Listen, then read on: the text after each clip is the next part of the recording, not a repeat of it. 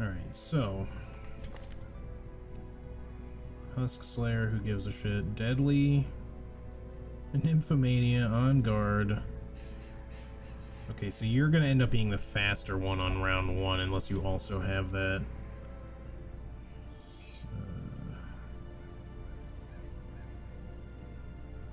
Okay, so here's what we're gonna do. We're gonna keep him in slot 2. He's gonna be the one that kicks off the round then, because he'll likely go faster. So we're gonna give him the crystalline gunpowder, which brings his speed up to 10, but also on round 1 it'll actually be 14. And then if we gave you... Wait, hang on.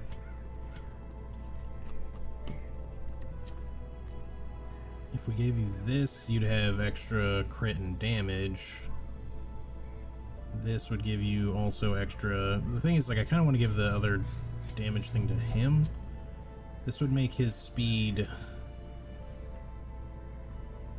9 versus 14. So most of the time, he should win the speed roll. There's the possibility of it not working, which is why I shouldn't really necessarily be giving him any extra speed, but I just don't really want to have their damage be like one is super stacked and the other one isn't. That being said, it won't necessarily be that big of a deal if we don't. Like, okay, you know what? Yeah, let's just put all our speed eggs in the one basket just to kind of ensure that he goes first, because that'll make it 16 on round 1 and then 12 on every round after that, I think. Yeah, whereas his will just be 7, but his damage will still be improved if we give him like that, and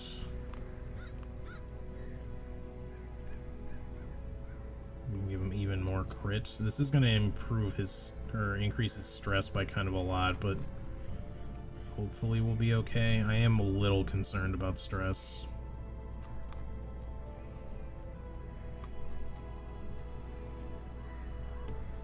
And for you, we're going to give you the normal shit for healing. And then you, my friend... I wish there was a thing that made his stress healing better. Like, we could give him the Ancestor Scroll, but I don't know that it's really worth it. This would give him extra damage versus bleeding. Accuracy, stress, or accuracy, speed, minus stress. Okay, let's do it this way.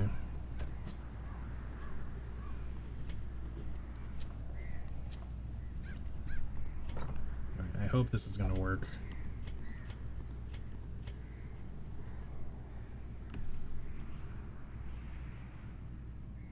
And then we'll give them, make sure they both have this.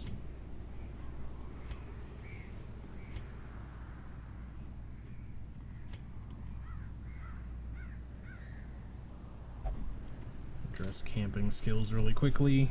Hey Daedra, how's it going? Evil Twitch didn't give me a notification that you were live, sorry. Make sure that this is purchased for both of you, and then instead of Gallows Humor, we'll do that. We shouldn't need clean guns because we're going to be focusing on their like melee buff.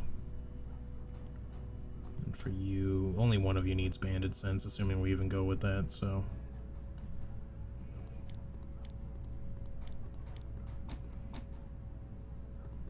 I guess we'll just give you clean guns anyway, or yeah, it doesn't really matter. You know, in that case, we'll give you Gallows Humor just in case. All right, or maybe could give him Wound Care. We hopefully won't need that. I could be overthinking all of this, but I sincerely hope not.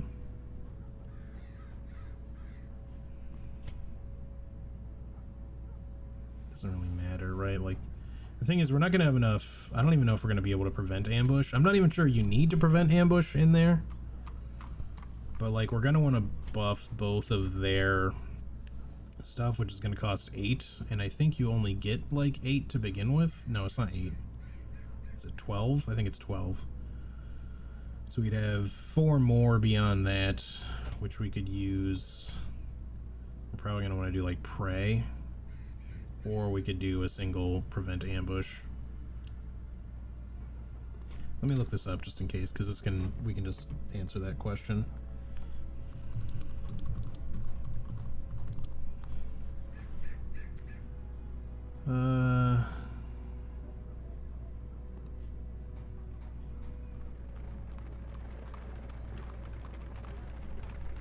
Okay, apparently you cannot be ambushed in the darkest dungeon. Alright, good to know. So we don't have to worry about that.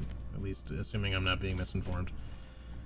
So in that case, we don't need to worry about bandit sense at all. So you're good. Get rid of this. Just give you... I'll give you wound care instead, and then you...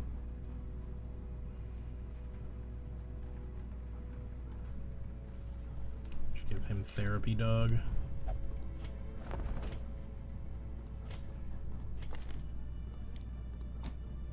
That's not the right one. And hers should be fine. We'll just leave it as is. Okay. So is everyone trinketed out? Yeah, we're all good there. Alright guys. We're gonna do it. We're gonna give it a try. Wish me luck. If we lose and or if we lose characters, it's not necessarily the end of the campaign or anything. We may want to try to re-up, like anything that we lose we may have to try to get again, though, is the thing, because we don't necessarily have to make this party work necessarily, but like if they die and we have to retreat, we may not be able to get the trinkets back, etc, etc. So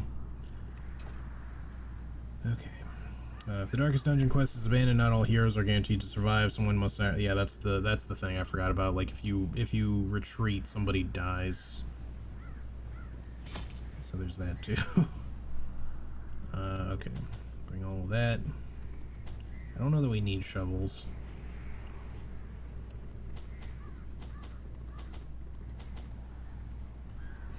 I know we need torches.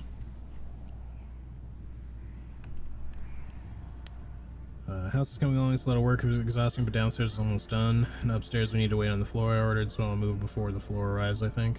Alright, cool. Medium length, that's probably roughly the right amount of torches. I just need to see real quick. Shovels and keys are useless. Okay.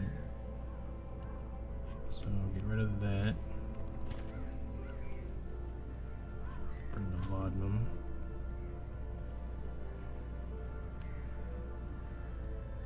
Anti-venom and bandages are far more useful than usual. Buying enough food and torches is also very important. Bringing holy water, blah blah blah. Alright, I guess this is what we'll make do with. It's maybe a little lighter on some stuff than I would like it to be, like maybe even just a couple extra torches would be good. But alternatively, we either have to ditch laudanum or food. Anti-venom or bandages, like, I mean, we could get rid of the medicinal herbs, I suppose. We might not really need all this holy water either. We're gonna want at least 4 for the boss, but I'd rather have like the means of removing debuffs. And I don't want to lose like our out of combat healing potential with food, and we're gonna want to camp, so I guess this is fine. We're gonna be a little lighter on torches than I'd like us to be, but not like in a super bad way. Alright, I gotta look at the map too. So I think we stay on the upper path for this one. I'm trying to remember.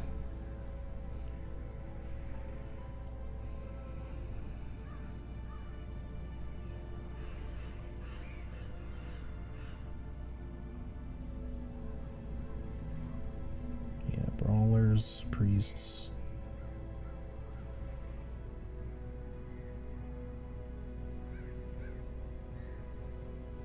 Nothing, malignant growth.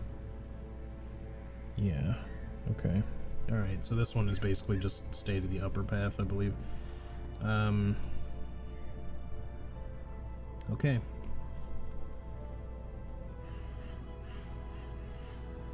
We do have her, so we can try to, like, capitalize on getting extra light from once again. The thing.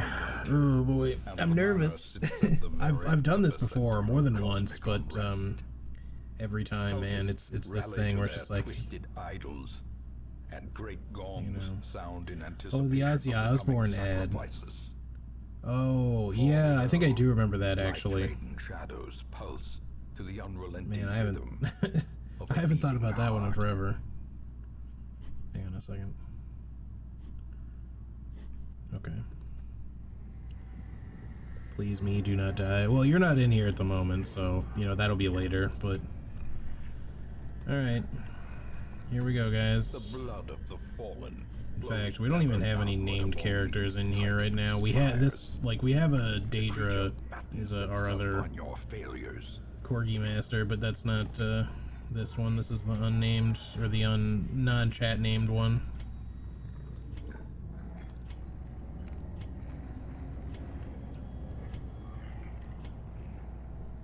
Is there like a Highwayman one?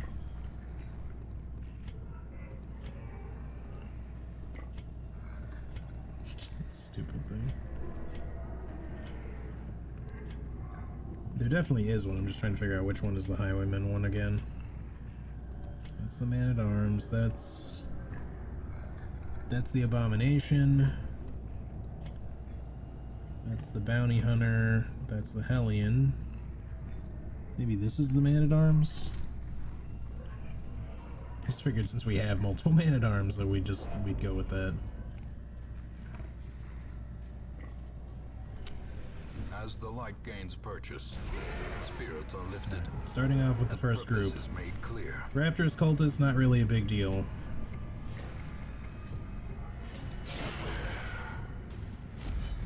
What they do is they guard each other, As the fiend falls, and they heal. hope blossoms. In fact, I don't even think they have an attack. They might, but these guys basically just operate as like a guard, and then they can heal themselves and or other party members. Otherwise, they're just having a good time. Put your hands in the air, wave them like you just don't care. That sort of thing. Annihilated. Alright, first group, no problem.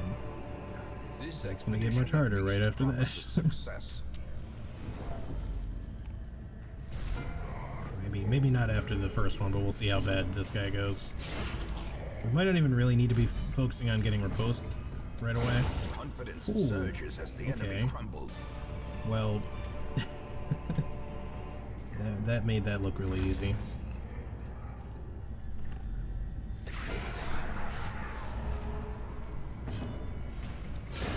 Eradicated. God, these guys are getting some crits, making things a lot simpler. A dizzying blow to body and brain. Stress is like, again, the thing we're going to be concerned about, most particularly. That's a lot. Let's do this. One of these just to make sure he doesn't get additional stress.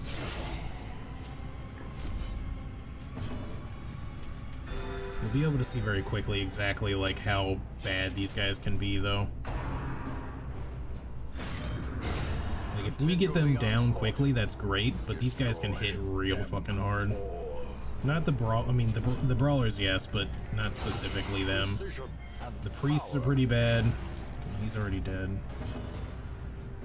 I'm just gonna move you around to stall for a second. Alright, full HP. Stress isn't where I'd like it to be, but that's okay.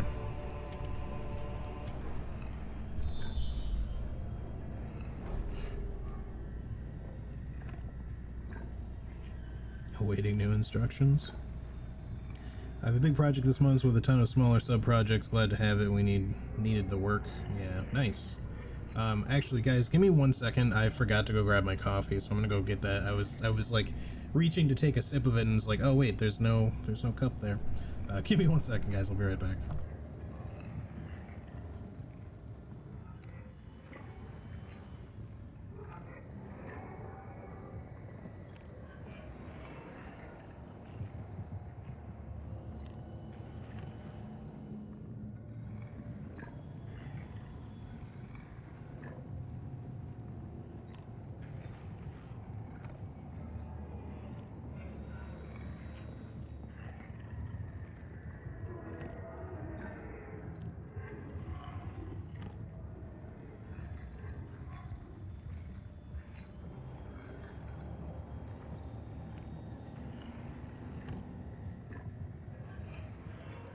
Alright, I'm back. Sorry about that. Had some coffee. In Radiance, may we find victory.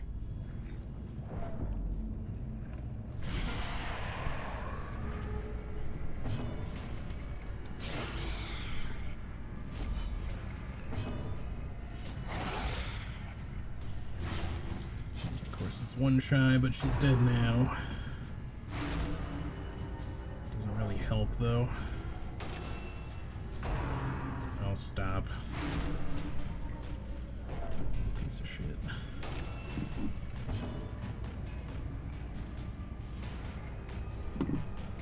Okay,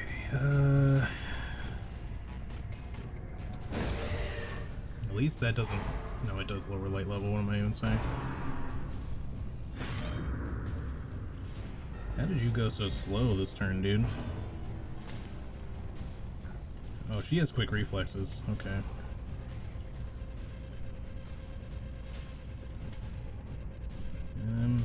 This is a weird one. I'm gonna do this. Just to get the riposte out there. I'm really concerned about our stress, though, is the thing. Their formation is broken. Maintain the offensive. Great is the weapon that cuts on its own.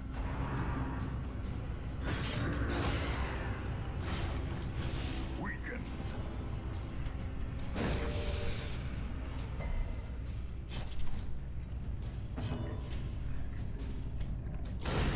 Decimated. Yeah, that'll help. It's only 3, but... I feel like that should be 6 most of the time. Like, it's a crit, which is 3. Okay, you're dead, but we're not going to get any stress relief. Slowly, gently. This is how a life is taken.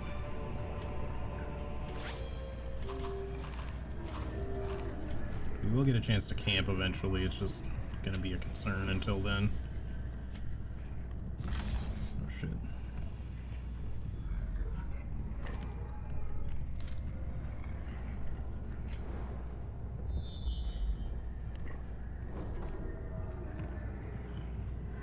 Just have him take a deep breath.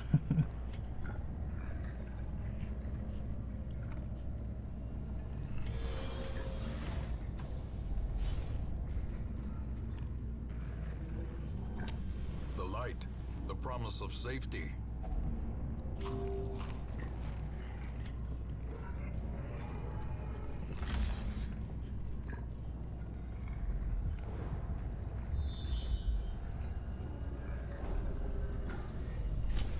The way is lit. The path is clear.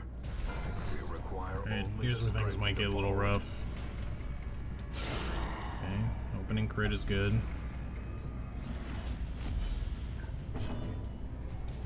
Fresh Okay, disadvantage getting one of them down right away is very good. quarter.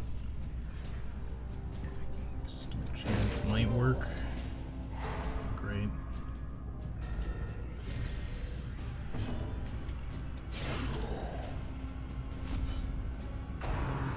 The finger. No crit, which is good. That crits all the time. Fantastic. Devastating I would blow. like it if you got some stress relief. Okay, good. I'm gonna do one of these. It's maybe not a good call, but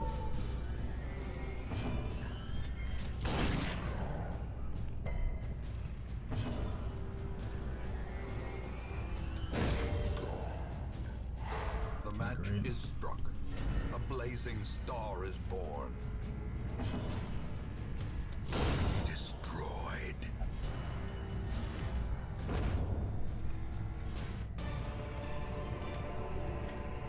Remind yourself that overconfidence is a slow and insidious killer.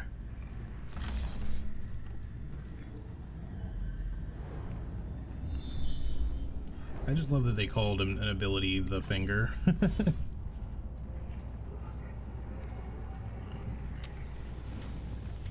Getting real low on torches here. We should, I think, be okay. This is why it pays to bring extra. And I just didn't really have the room for it. A singular strike. Oh, it's always one off.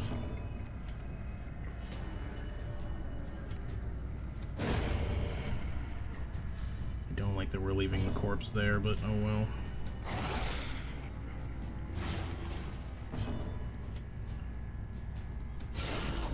Crit. Powerful blow.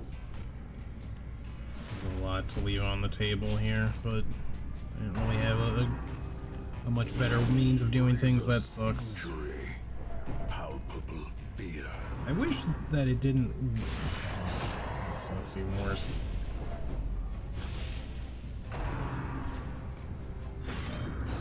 Okay, I'll take it.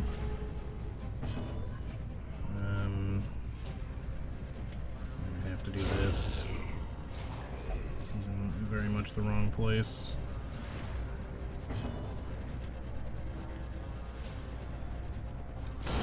Oof, that's good. I don't like leaving her alive for so long, but as though we had much of a choice.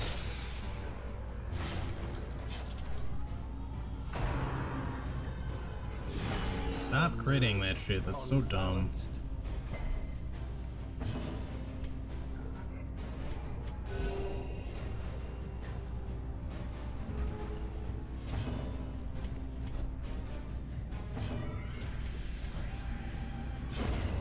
I was hoping to get a heal or something.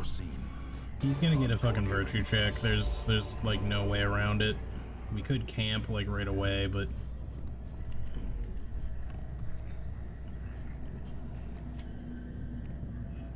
don't know that it's gonna really make much of a difference.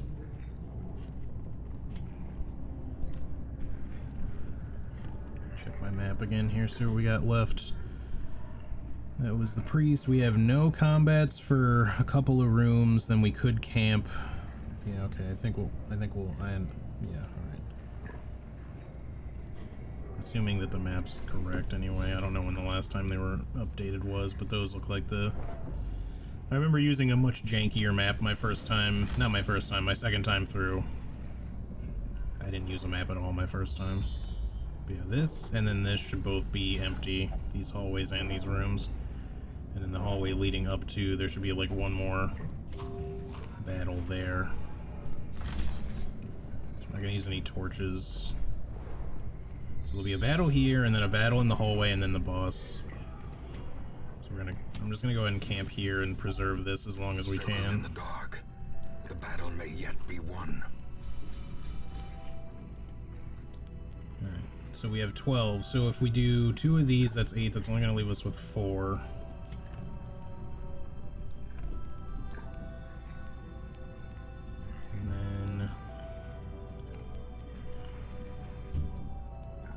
We could take his stress down by 30, and that's probably the best thing we're going to be able to do.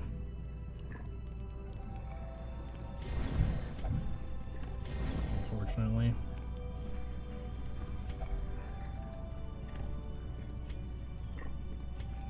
We can't, yeah, okay, we can.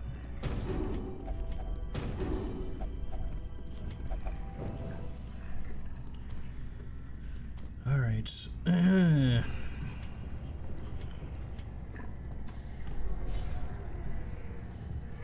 I don't know that we needed laudanum like at all. I didn't realize we were still out of formation there.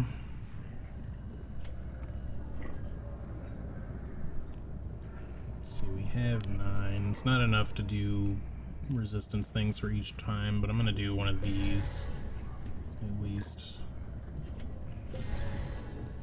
These two.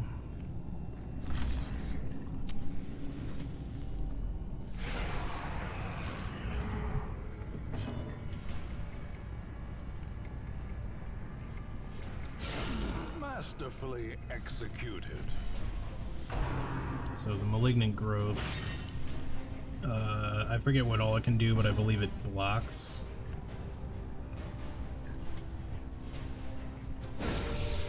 Crit. Stress relief? No. Shit. I was really hoping for the kill there. Just have to do this. It's kind of a waste. At least we removed one of her turns in the process. That was weird. It said he dodged, but that he got hit and... Oh, wait, what? That was weird. Like he dodged, but didn't dodge. Just do this, because it'll hit him anyway. Get him out of there. Well struck. We also really want to get rid of you, but honestly, it doesn't really matter too much at this point.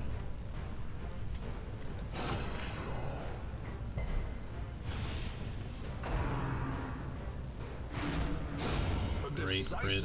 Pummeling. The main reason why that crit was so awesome is that she just did a stress move, right? And you can see there that if you crit kill someone on a riposte, you just don't even get hit by the stress. At least I don't think you do. Pretty sure you don't, because he actually got stress relief, and you could see that he just didn't even get the stress at all. That's why riposte can sometimes be amazing. This could kill, it might not. This also might not stun. Fuck. I knew it was gonna get dodged. Well, it could be worse. And we didn't get any adverse effects, I think, because it was the killing blow. Seize this momentum. Push on to the Okay, task's end. I kind of don't want to eat food. Because we might get a hunger check here, but we got one more fight coming and then the boss.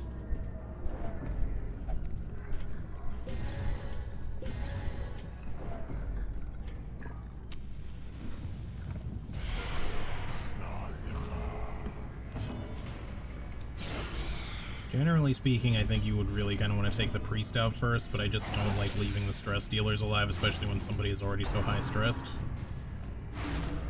Because of that. Look at that shit, 25 stress. I mean, it's partly because of all the extra stress he's getting from this, you know, but it does a lot to begin with. It's a huge riposte, though.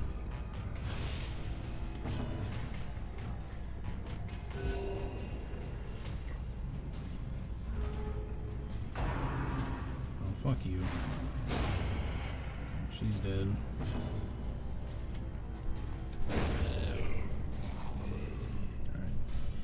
Well, we managed to not get the virtue check at least, so we could be in a much worse position, frankly. Mount, so too will resistance.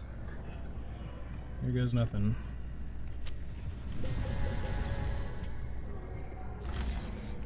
I should have used the other dog treats earlier, but it's okay.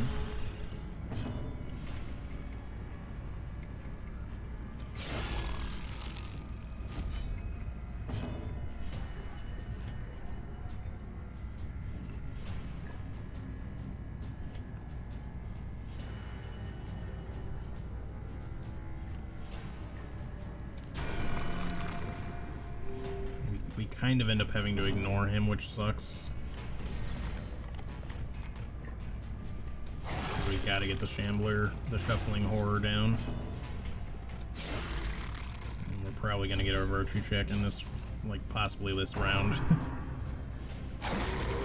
That was amazing. Okay. Still managed to hit him. I don't know why it's like saying it's dodging when it's not. It's a little weird. Might be a bug. Oh, I know what's happening. It's because he's attacking both of them at the same time, and one is missing and the other's not. I was a little confused is all. Yeah, that was a great first round.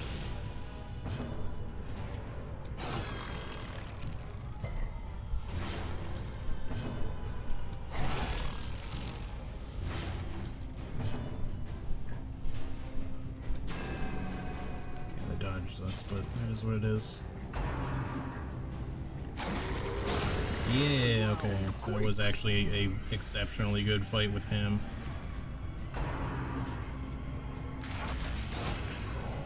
Okay, that's the first dungeon, guys. This guy's toast, by the way, if it wasn't clear. The Ancestor's Tentacle Idol. That's the okay, I did know there was a Virtue Chance trinket, I just didn't have it. There shouldn't be anything else for us to get, so I don't think. I'll double check, but... Oh, okay. Now we're gonna start seeing Eldritch Horror in the Hamlet, just because we've seen some shit.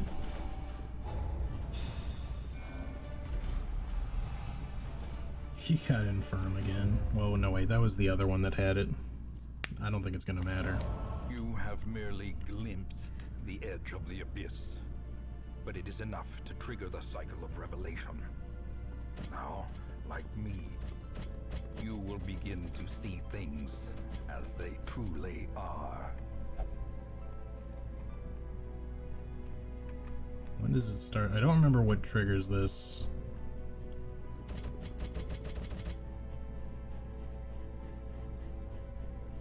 Nothing's happening just yet.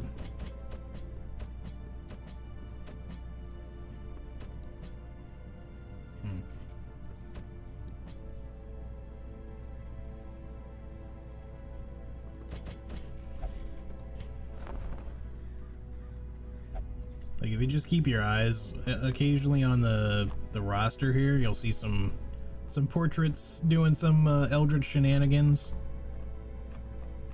Like, just you got to keep an eye out because it's very quick. Just little flashes here and there.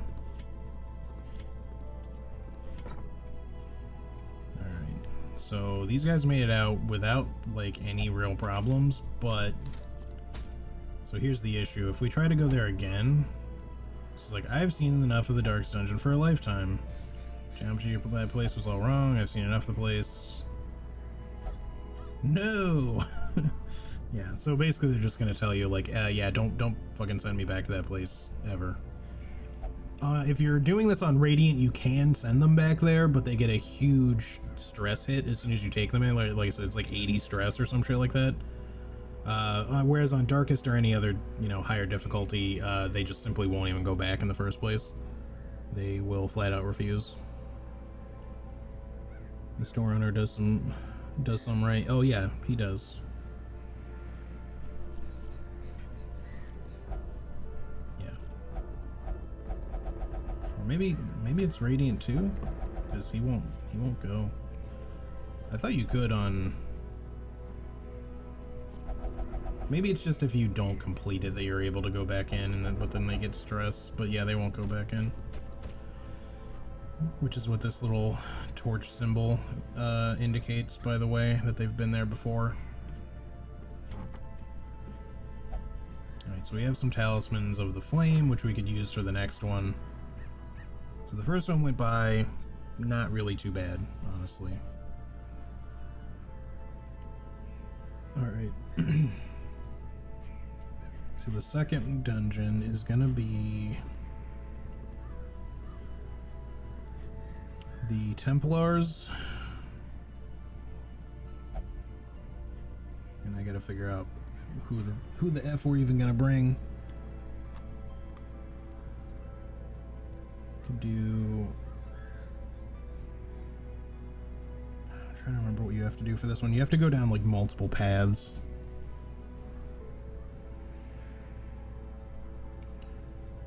Because this one's considered the hardest, actually. So this is arguably the hardest quest in the game. You can expect bleed, blight, debuffs, and three altars that you need to activate are guarded by mini bosses: the Templar, Impaler, and Templar Warlord.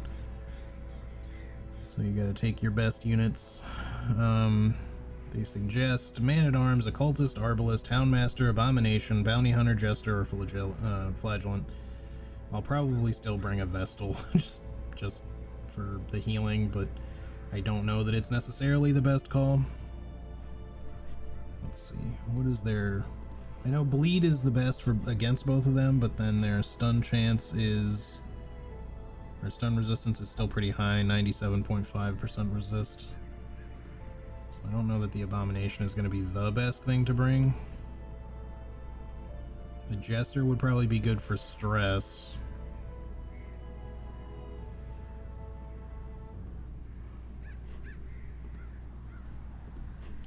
The dungeon after this one is also hard, but mainly just because it goes on for a really long time.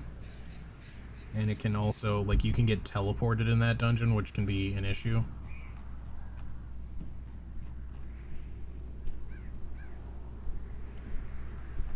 Hang on a second, did I lose people?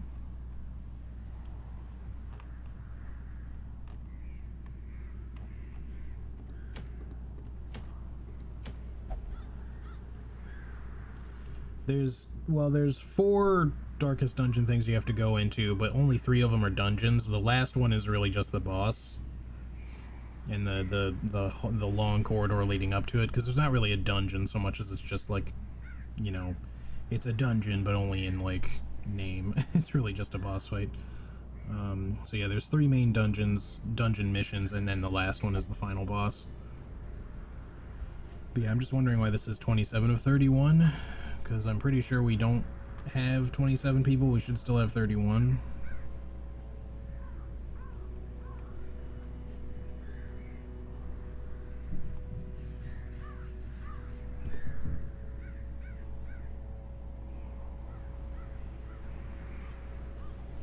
Yeah, we have 31 still.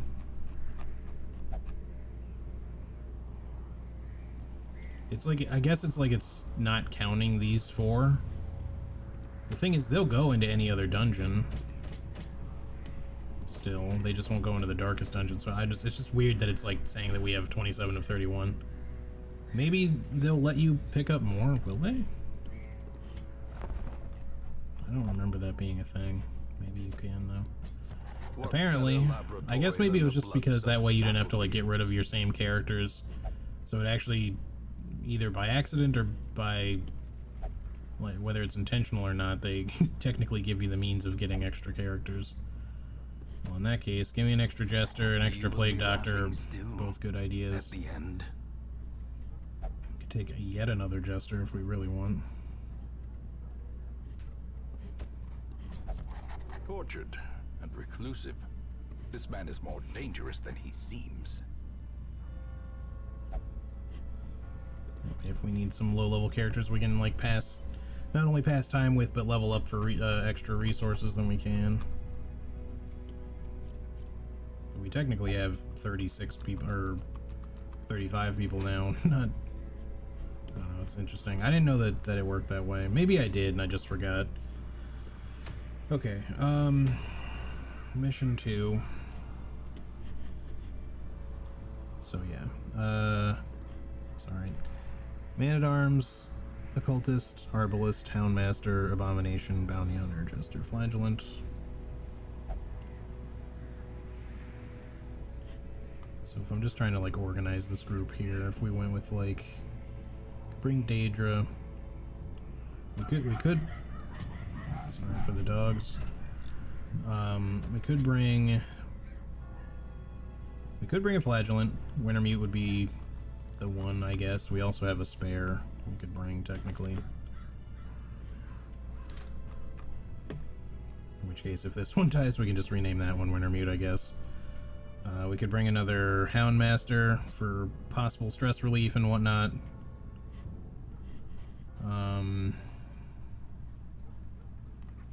I still think we should bring a Vestal, even if they're not necessarily recommended. And then a Jester.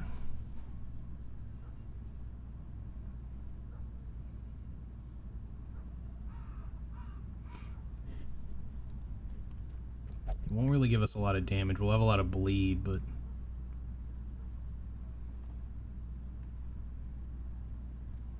So if we went with, like, you...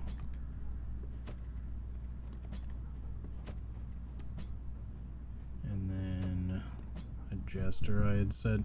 The problem is that a Jester isn't really going to work if we want to bring the Houndmaster as well, unless we go with like a slot 2 Houndmaster, which you can still use Hound's Rush and Hound's Harry from there. You just can't use the Cry Havoc, but then again, that's not a big deal. You don't really need it at that point. You can go with the Stun instead.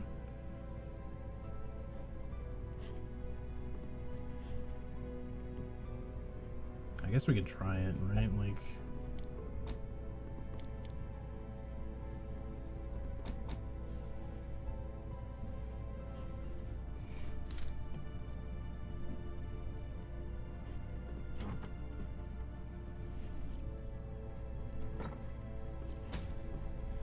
Let me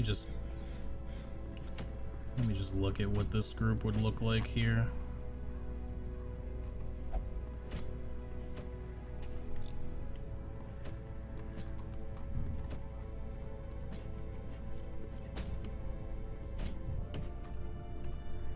So if we took them,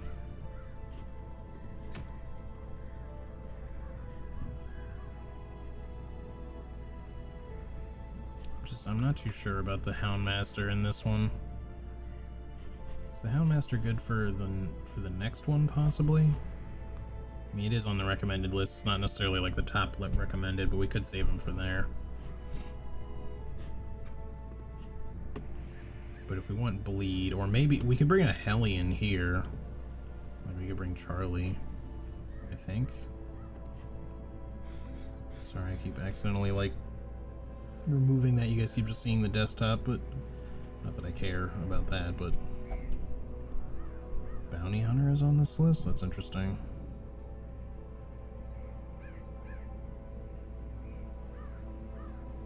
What would the Bounty Hunter skills really be in this case? Like, they got a lot of stun potential, and they can mark, and I mean, like, they have like a Caltrops thing for some bleed, but it's very minimal.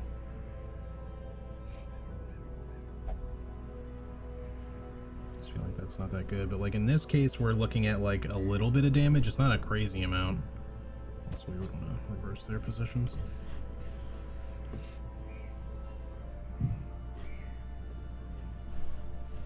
Okay, well, I mean, I guess we could just try it, right? Like, we have backups for basically all of these characters, so if it doesn't go well, then we can try something else.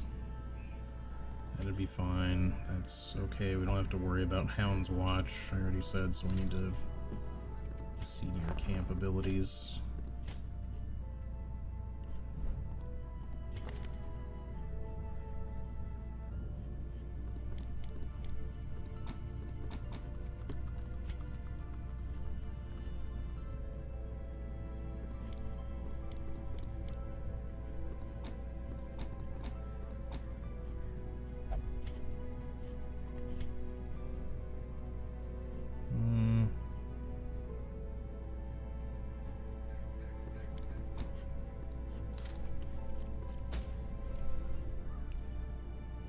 Desktop organization ASMR stream? Probably not.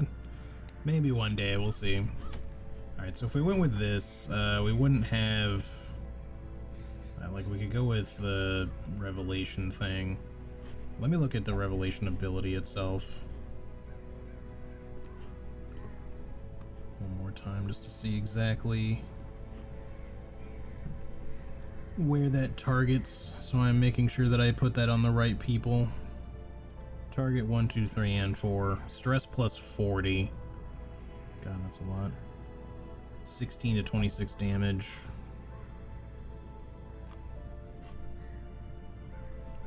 I guess I would put it on it. Like, it looks like it targets everybody. I just can't put it on everyone, is the thing. For safety, I mean.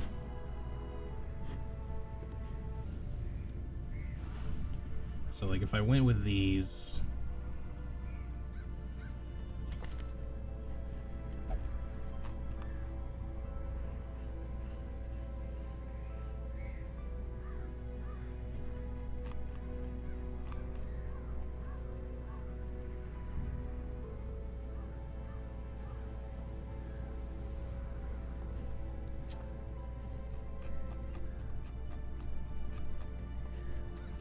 I think if we put it on everyone but the Jester, like it's dangerous because he's gonna do extra damage. It's dangerous because like he will take a bunch of damage from Revelation, and it does hit really hard. The thing is, I would be concerned about it hitting our healer, although she can take a little bit more damage than he can in theory. What is going on with my screen right now? Not this screen, but my other screen keeps being weird. Okay. For you, what the fuck? Okay, hang on a second. I don't know what's going on, but like, it keeps like being weird. All right.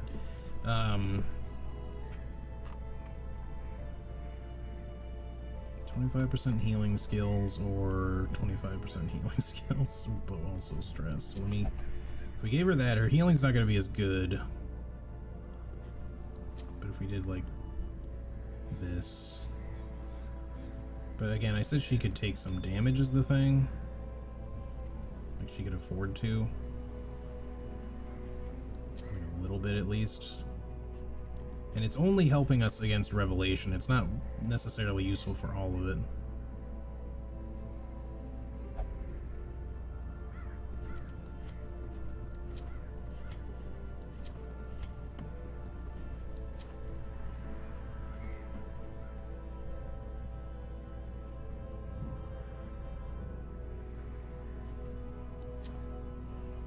We might actually want like a bleed trinket in this case.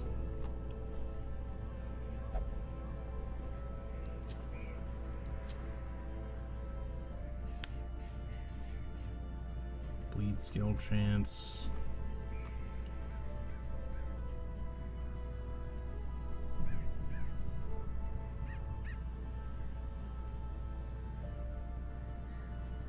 There really isn't like a trophy one. I thought maybe there was, but apparently not.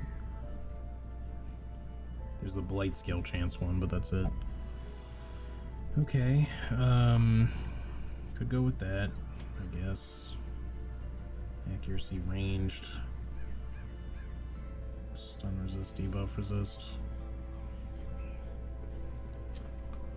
I like the idea of him having extra accuracy. Just giving him extra damage and crit and speed would also be good, despite him not... Wait, he already has an accuracy modifier from the building, so that might be enough by itself. This is going to be a weird one. And it may not even be worth picking, like, taking these along with us. We may just want to make sure that, like, some people have it, but not necessarily everybody.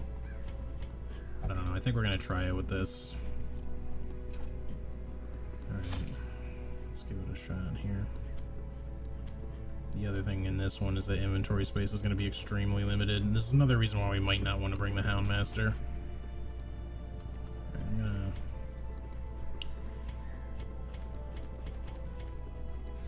3 stacks of food should probably be enough.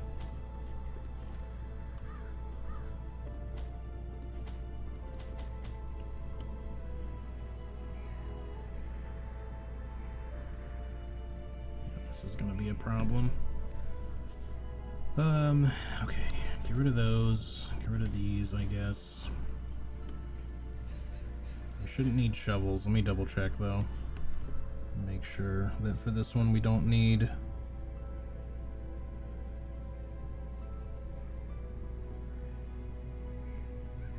It's for all of them, right? So we shouldn't need shovels for this one either, or keys.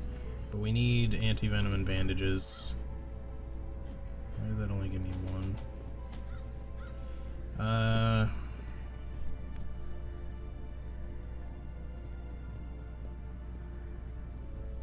want laudanum for the damage boost, but if we can't take it, we can't take it. I'm not gonna worry about trying to cram that in there necessarily. I just wish you didn't, like, have to take the dog treats with you. Like, if you could just get rid of them. I mean, I still want them, but that's the thing, is, like, you don't have to have them.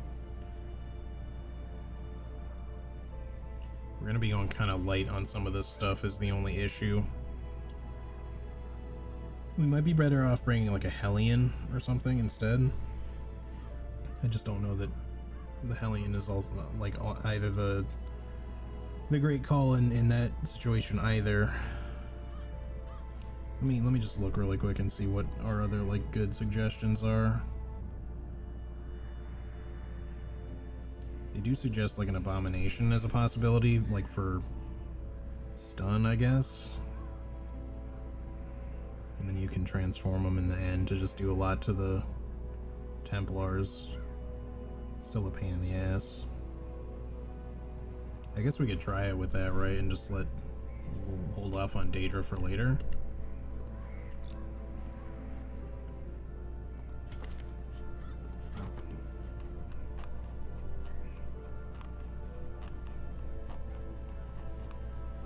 That'll at least make the inventory space like 1 space better. Where's... We got karate.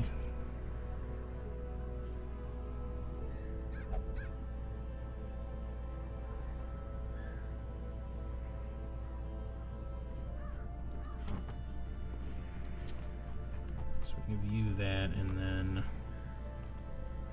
Give him the locket for the stun skill chance, but there's the better one, which we wanted anyway. Which was this guy. Accuracy, stun skill chance, because the accuracy will still help him when he's in his other form, so we could try this. And I just want to see to his camping skills real fast. Give Karate Psych up if we get a good chance to use it. I don't like the idea of it stressing out the rest of the party, but just so that he has it as an option is still a good thing.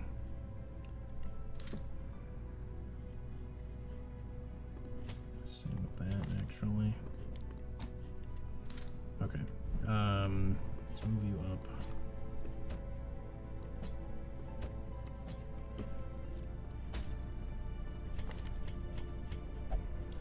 Alright, whoops. Let's try it. Are you interested in the Persona 4 Golden PC release? At some point, maybe. But, like, at the moment, not especially.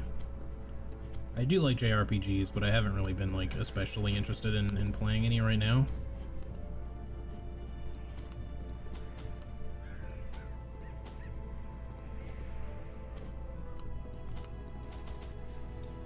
That would give us Laudanum. I don't know that it's worth picking up Laudanum. This does give him 25% extra damage if we do, but we might be better off just bringing like extra holy water or medicinal herbs even. Because like I like him doing extra damage, but a lot of his damage is going to be coming from bleed, so I think we're going to hold off on bringing that one in. And bring in, I guess, holy water. Medicinal herbs might make more sense, and just hold off on the holy water, just to get rid of debuffs. Actually, yeah, let's do it that way. Okay, here we go. Wish me luck. The thing has no name, or it needs no language. Do you have any ideas after Darkest Dungeon and RDR2? So I I played some Dragon's Crown yesterday. I'm gonna play a little more Dragon's Crown sometime this week, maybe even today, depending on when and if we finish this. Or Red Dead today, possibly. We'll see what I feel like if we finish this shit. But I'm not gonna be 100% done with Darkest Dungeon once this campaign is over. Like I still plan on doing the modded campaign here and there, or just going back and forth. Like when I want to do like some chill streams, we might just revisit Darkest Dungeon here and there. Like obviously I've got Darkest Dungeon themed emotes. I don't want to just say goodbye to Darkest Dungeon forever, but and one of these days Darkest Dungeon 2 will come out. It will be a thing, and then we'll be playing the crap out of that probably, so at least that's something to look forward to. But once, like I was pondering this myself, like what am I going to do after Red Dead is done? Because I've been enjoying it a lot, and it's taken up a lot of my time. I'm not sure yet. Like, I've got a lot of other games that I can be playing right now, so it's not like I have a dearth of anything. I might try to check out some smaller things just in the meantime. But he did play that, right? Yeah, in fact, I actually played with him on his stream once. Dragon's Crown, that is. But yeah, it's a good game. It's I played it yesterday. If you want to look at the VOD, I'm still gonna. I actually have it up to the point where we can actually do some community co-op with it. So Karate had expressed interest in possibly joining in for that, so we might give that a try. But yeah, we'll see. I don't know if we'll get the chance to play it today or not. It might be like a tomorrow thing or Friday, depending on how I feel and what I'm feeling like playing today, tomorrow, etc. after this. But yeah, once Red Dead is over, I still wanted to kind of like look at the online stuff. I don't know if we'll really do much with it, but again, maybe as like a community thing, we can mess around with it some. Excuse me. Still sleepy. I don't know, like big open world RPG type games have been nice for just kind of something to play for a while, but I don't know yet. We might do just something different. I just don't know yet. I might even just like do like a Twitter poll or something, and just see what, like, of the handful of games that I've got, what people would like to see next. We shall see. Alright, sorry, I need to look at the map here. Okay,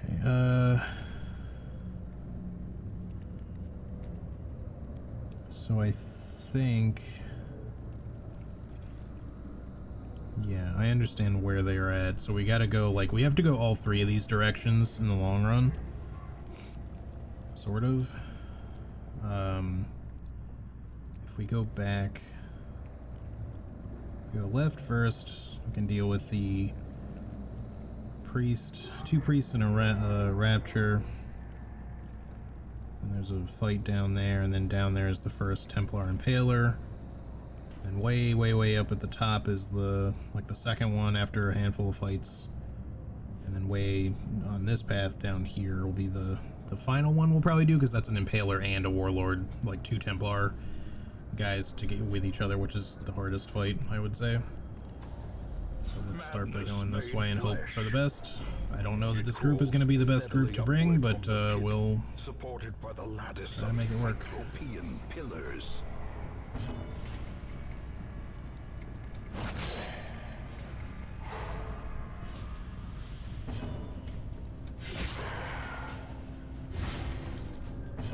You're dead to bleed.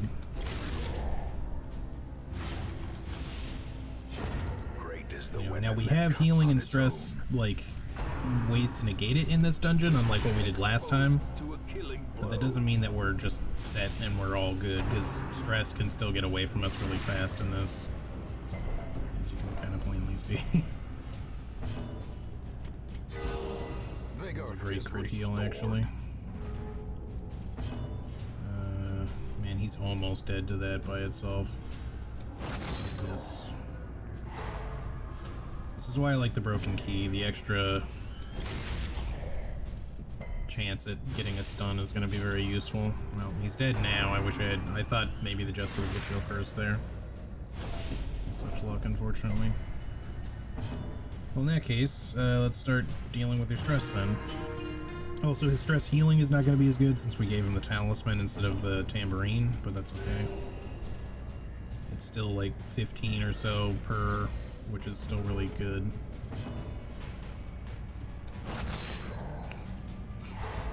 Ooh, we even got a double stun on him despite that thing being there, so in that case, do that. Perfect. Might as well do this. Well, never mind. Open world RPGs are nice, but I think there isn't a lot out there that has the RDR2 balance. I agree. Like Nathan is playing Witcher 3, and I've considered many times like picking Witcher 3 back up to play on stream, but I don't know that I want to do it anytime soon if I did. And it's not as, in my opinion, it's not as just like fun as RDR2 can be. Like it is fun, but it's very, there's a lot of dialogue, there's a lot of reading, there's a lot of story, which is great, but it's not always the best for a viewing audience necessarily. So yeah, I don't know. We'll see how that one goes. But Witcher 3 might be in the cards eventually. It's just not necessarily what I'm going to do right now. As the fiend falls. Okay, well, that's one fight over without too much trouble. The way is lit. The path is clear. We require I have to be careful about how I travel through this place too, because torches are still pretty limited. Alright, so let me check my map here. So yeah, if we go down and then down, that should be the best way to do this. I'm pretty sure, for some reason I remember there being a thing about like backtracking in this dungeon, but I don't think there's an issue if you backtrack really. I'm probably like remembering that there was a problem with it or something, but I don't think there actually is.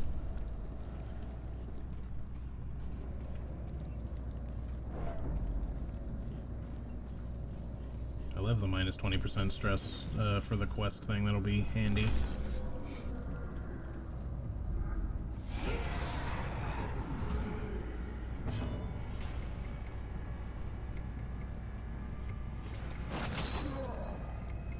Probably should have just done that to you just to get some damage in there. Kill this thing because it's not going to bleed even if we give it minus bleed resistance.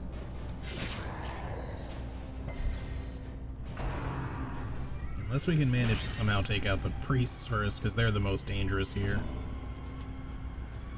Oh wait, I should have... I guess it doesn't matter. I really should have stunned him, but it wouldn't have worked anyway. I would have just hit him. The finger. Great dodge. Ouch.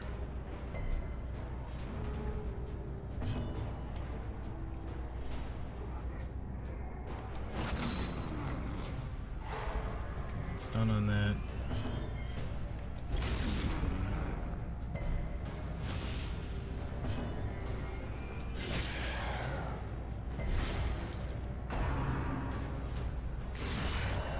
Crit definitely sucks. Just gonna heal him as expected. Hey Luigi. Can I ask for job interview stuff? I got one in. Oh, can I ask job interview stuff? I got one in 2 hours. Sure. I'm not necessarily the best at job interview advice. Not that I've never done one or anything. I've done several, but there's probably other people in chat as well who might be able to help out. So yeah, ask away, man. If we can help out, I'm sure we'll give it our best try. Yeah, I do think that The Witcher 3 could be fun. Don't get me wrong. I'm not saying that it won't be. I just don't know that it's something I want to do now. Mine's easy. It's just a front cashier job at a UPS store. Okay. I don't know, why didn't I hit him full with the whatever.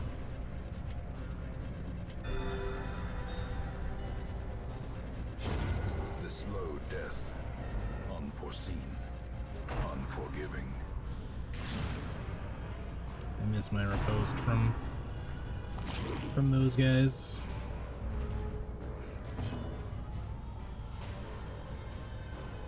I'm not sure if job interviews work the same over here. The issue I have is I'm not sure how to answer greatest weakness / strength. Also, what do I ask after? Well, I mean, frankly, I don't think it's a bad thing to, I mean, Luigi, do you mind if I ask, like, where you're from again?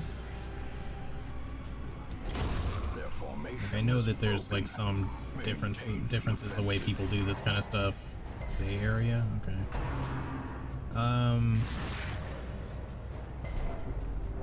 Like, ultimately, I know a lot of people will tell you that you gotta be particularly, yeah, no, I know you mean San Francisco.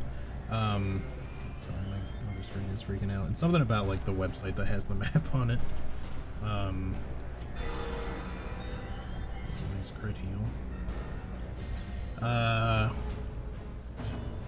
Yeah, a lot of people will tell you, like, you gotta be, like, you gotta act a certain way, you gotta be especially professional. And I'm not saying that that's especially wrong, necessarily, but, like, I'm not gonna be the best at giving advice on this either, because, like, I wish my brother was here, because my brother is someone who used to, not that he wouldn't stick at various jobs, but, like, I know he's been through, like, a million job interviews in his life. Myself, on the other hand, like, I've had a good handful of jobs throughout my life, but, like, almost each one, with the exception of, like, one or two, like, pretty much everything I had a job interview for, I ended up getting the job, and then I stayed at that job for a while. So I have less experience with interviews themselves, but, you know, if you're gonna be nervous, don't worry about it. Like, everybody's nervous at job interviews. It's hard to avoid. This is a good job for me if I can get it close to my home till this bullshit blows over. Yeah, that's a good thing. And even mentioning that in your interview isn't a bad thing. Just saying, like, this would be great for me because it's so close to home. But you know, if you have to answer something about strengths and weaknesses, I don't know what to tell you specifically because I don't know you personally, really. But you know, just remember that, like, everybody else is a human being with hobbies and passions and all that kind of stuff. Not everybody is just, like, some working automaton that expects you to be one too. So if you know, they ask you what your hobbies are, and if your hobbies are, like, video games or something like that, then just tell them that, you know. Not everybody's gonna get it, but, like, they aren't gonna be, like, weirded out or anything, you know. And if they don't like you, then that just means it's not the job for you, like, as much as it might be a good one. It doesn't really reflect personally on you. It's harder when you want the job versus, like, a whatever job you don't care for. Yeah, I totally get that, but yeah, I mean, if they want it in a work context, then just try to think about the things that that you think you're particularly good at for a job. Like it doesn't hurt to tell them what you have to offer. But again, I wouldn't like rush to it. Like a lot of employers like to see initiative, but that doesn't mean you have to go crazy in your job interview. Just answer the questions as to your best of your ability. You know, and if you don't have any questions for them, that's okay. They don't necessarily expect that you will. Because I mean, what would you want to ask really in most cases? You know, it's like, oh yeah, I'm here, but I'm going to ask you questions. Like I'm not the one being interviewed here, so you don't really have, or you're not the one being interviewed, so it's like, what would I ask? You know, the employer, unless there's just something about the company you really want to know, like, do you guys offer some sort of employment benefits of, you know, or do you offer insurance benefits or something like that? Like, those are good things to ask if they're concerns, but if they're not a concern at this point in your life, then there's not really a big point in like forcing that kind of question, you know? And in a lot of cases, like if they don't think you necessarily care about that thing, then just asking for the sake of asking. Can I ask about benefits? It's hard considering economy and all. Like, I don't think it's gonna be a problem if you do ask. Even if you're just curious about it, you can just literally say like, do you guys offer health benefits, you know, or insurance benefits, whatever, you know, whatever you'd say specifically. Just out of curiosity, like if it's not a deal breaker for you, then it's certainly something you can discuss. I'm not going to tell them that. Yeah, I understand, and it's, frankly, I wouldn't say things like, there are conditions for me to be hired here unless they're offering you the job and trying to get you from somewhere else. If you're the one seeking their time so that you can get hired, I wouldn't necessarily try to say like, here's what I want from you, even though that's not necessarily something that you shouldn't do, like in a true setting. Like your employer should be looking out for your benefits as much as you're looking out for theirs, you know. Ask if there's a chance to move up. I mean, if that's a concern of yours, like I don't see that would necessarily be a bad thing per se. I don't know that it's something that a lot of people ask for directly in an interview, but I don't think that people don't either. It's just a question of, you know, again, what is it for you that you find important about this kind of thing, you know? Alright, sorry, let me actually go into the next thing. I'm a little concerned about his stress, but there's nothing we can do about it. The light, Thankfully, the he's promise got of this at safety. least.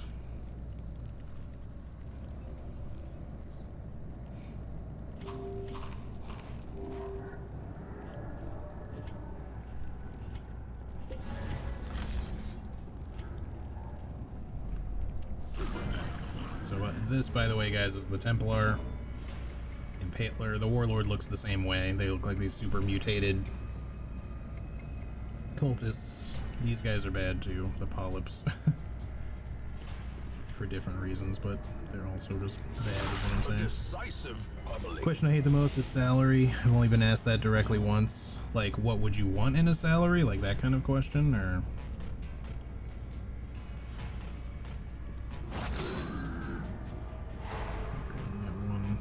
from him.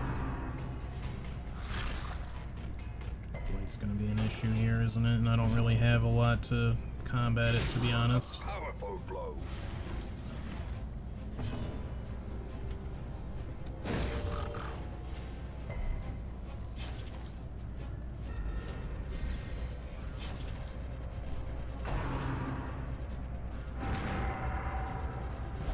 Shit. That movement sucks. So you still get stress from Revelation even if you have that trinket, but it's at least not as bad. Confidence surges as the enemy crumbles.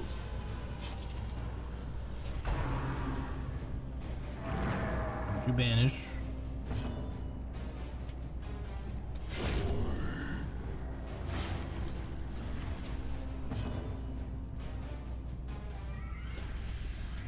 A momentary abatement. Why I didn't just do a targeted heal. That was dumb. To me, it is stupid because I feel like he should not... that anyone who has the talisman should not be getting any stress from Revelation, if you ask me. It just seems dumb that they still do.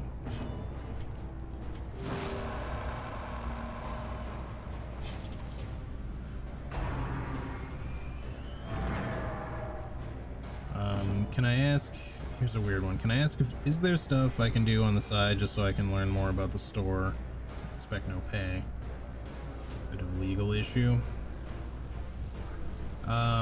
If that's something you want to do, like legitimately, I don't think that they'll necessarily mind you asking about something like that, but you might want to like consider your phrasing, I suppose. Like, I'm not sure like how you would want to consider it specifically, but just something like... and I'm not saying that you're, you know, not going to get hired because you're asking that. I just mean, because it's for a company like that's not a small business, sometimes people get a little bit, depending on who's interviewing you. I know that some people will wonder if you're after something in some cases and be a little concerned about where you're going with something like that. It's not a bad thing to ask, A singular strike. but more that I'm just kind of like... Passion is a rarity in the field. and I don't know, it might not be a bad thing to say at all, frankly, but Be wary. like in a lot of cases that might be something to honestly even ask like after you've already been hired, but otherwise just saying like are there ways that I can, how would I put this, you know, even just saying like, is there stuff I can do on the side is not a bad thing, you know. Are there ways that I can help out beyond my normal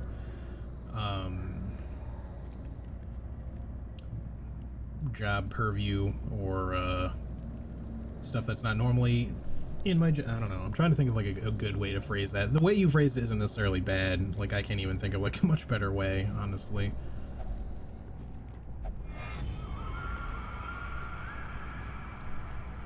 Job description, yeah.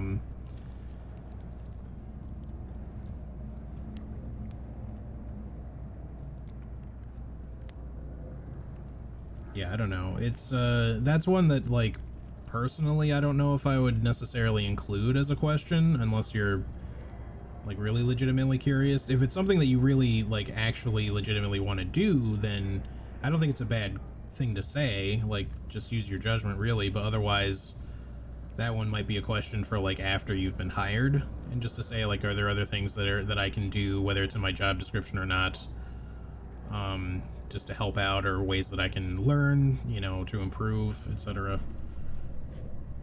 You know, if that makes any sense. I hope it does. I'm a little rambly because my mind's kind of in two spots right now, but yeah, like again, just the only advice that like I can usually offer is just don't be afraid to be yourself. They're not gonna hate you if you don't come off as like the most professional person they've ever met or anything like that.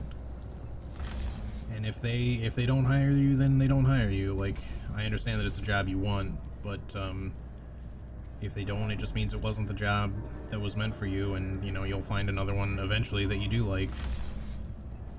And I know that right now that's not necessarily the advice you want to hear, because things are difficult for everybody, and having a job, especially one that is close to home, would be extremely useful or beneficial. I mean, I'm sure. I always go for the get the job approach. So answer the questions, try to get hired, and if you have the job, then informally ask the things you want to on the side. If worst comes to worst, you can quit the job if nothing is possible. And that's kind of what I'm getting at, is like, there's no problem with you quitting a job necessarily. I mean, I understand that sometimes like quitting can be an issue, but like it's just a part of adult life, you know. People quit jobs. Like, it's not personal. It doesn't have to be personal, and it's not going to look poorly on you if you just say, I'm sorry, this just isn't the job for me. It's not what I was hoping to get out of it. Even if it's hard for you to qualify what those things you hope are if you end up having to quit. You just say, you know, I'm sorry, it's not for me, and I don't think they're going to take that personally. They're not going to. There's not going to be a permanent record of your job status out there that says this person sucks because they quit. You know, it would be like if you try to get hired somewhere else and they try to check up on your references and you have that listed as one of your past jobs. Like, they might call and that person might be like, oh yeah, they quit after like a week, but they just said it wasn't the job for them. They're not going to be like, oh yeah, that guy's a fucking dick because he quit, you know. And even then, usually most employers, like, unless the person that they really got a hold of themselves is kind of a piece of shit, that's a different story. But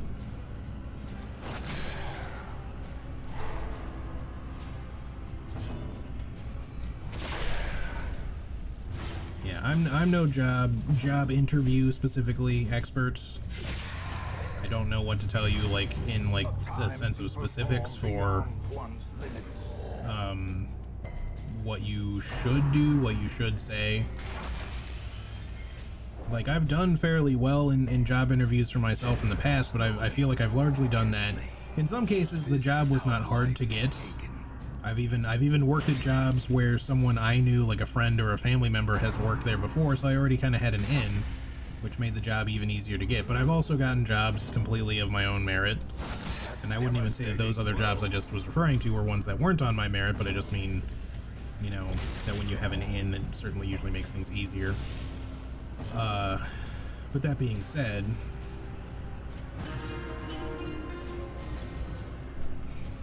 like, frankly, I think it's a good idea to just kind of appear like you're there and you're serious. Like, that's one thing people want to know, that like you actually care about getting the job. Because if it looks like you just kind of couldn't give much of a shit and you're just there like, I'm here because I need to be, or like I have to be, but I don't really want to be. Like, that's different. But if you're just being yourself and you make it clear that, like, you know, you want the job, you have a good work ethic, you know, you're legitimately interested in trying to do good work there, more than likely that's what most employers are looking for. Unless they're looking for someone with experience of some sort, that's sometimes different. But if this is a job that doesn't really require a lot of past experience and that they're willing to train you for, then it's all well and good, you know. And if you have questions, it's okay to ask them, because, you know, it's not like you're necessarily expected to never ask questions.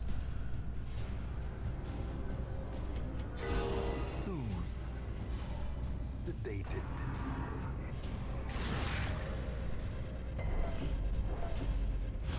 I'm just glad that these guys, they debuff you, but they don't actually cause you to bleed, which is great. I haven't really had to deal with status as much. The Templars will status the fuck out of you, but these guys really don't.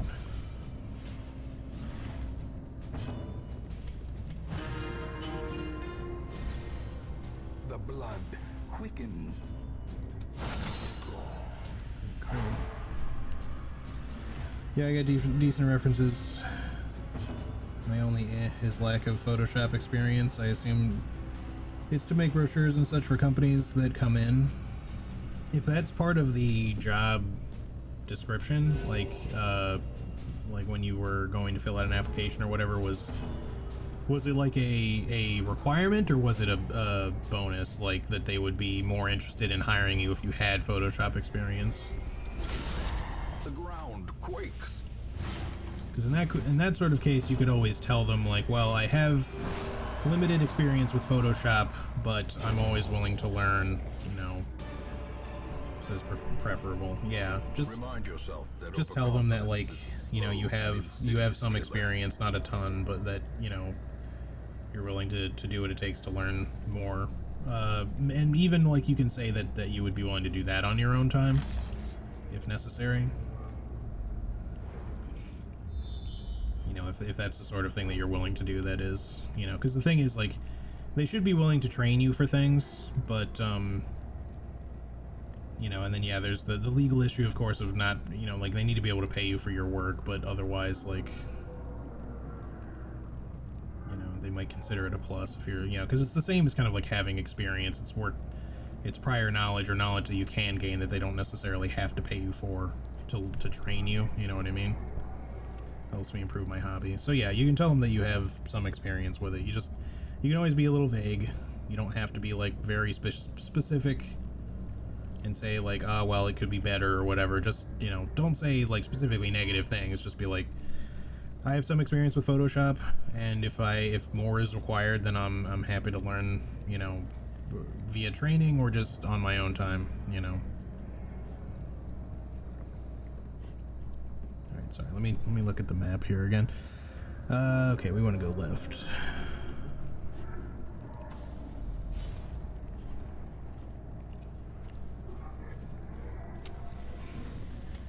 Doing okay on torches. Not using them quite as fast as I expected to. We're still going to be using them here and there.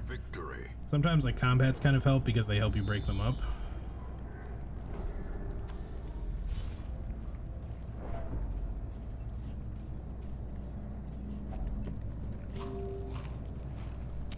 The match is Extra struck. HP.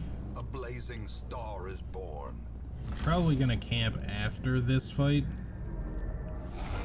Or maybe not this fight, but the next one. The actual boss. I think this is the wall one. I forget which. They all have 42 HP. This one has a higher stun resist, though. I feel like the malignant growths are damage, and these ones protect.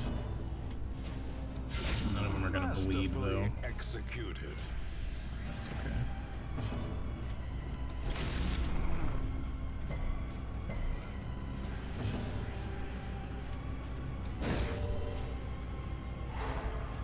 That was a lucky stun.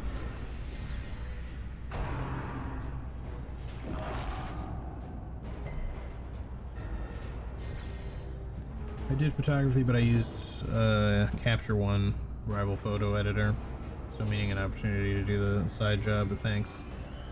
Oh, next week I'm donating my blood, 24th. Still not happy I'm getting a flight to San Diego, but whatever. Oh, I hope that goes well for you. Not happy because nothing's open. I'm also not supposed to go explore due to donating. Yeah, I understand that. It's probably kind of a weird time to be doing that sort of stuff, but you know, what can you do, right? So actually having some blight here is very useful. Whatever. Alright, I was correct. These are the ones that guard. I think these ones just do damage, but that's okay. We can still do damage to him via this one.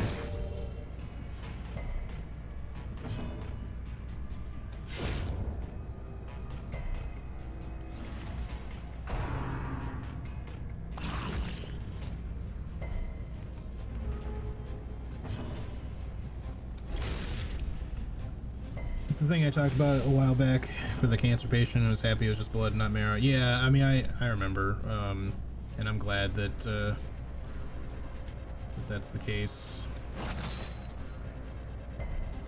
You know, because I understand that it was like very stressful to have to consider like what that was going to be if you had to do a marrow transplant and whether or not you wanted to go through with it. Because like I get it, you know, that's not like any just like easy thing to sneeze at, you know, it's kind of a big deal. But a blood donation on the other hand is a lot easier to do and doesn't even take that long really, depending on how much you really need for this kind of situation. I'm not sure, but I still don't think it'll be all that bad, you know. Okay, we got another stun. Go ahead and top off the Jester. We'll do another stress relief. This was actually a good fight. In which case, I'm not even sure we really need to camp. We might camp after the fight. With the boss, I mean. Precision and power.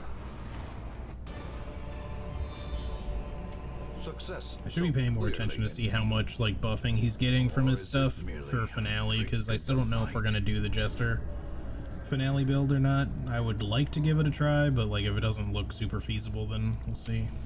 As the light gains purchase, I still don't think we'll necessarily lose against the boss if we try that tactic. It just may not be the one shot that we're hoping for.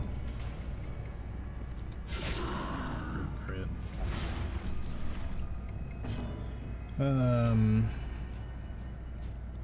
It's annoying. At least donation can be 500 milliliters, can take 2 to 8 hours. Wow, that's a long time. Can't move your hands at all, can't read, for example. Yeah, that could be rough. I only need to get rid of the flesh hounds sooner rather than later. Probably should have tried to stun him, though. This is the warlord variety instead of the... I forget what the other one's called already. Of course you would do revelation to her. Oh well.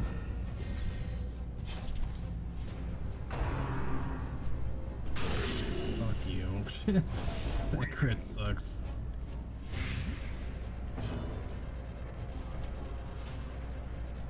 Why didn't I just party heal? That would have made more sense.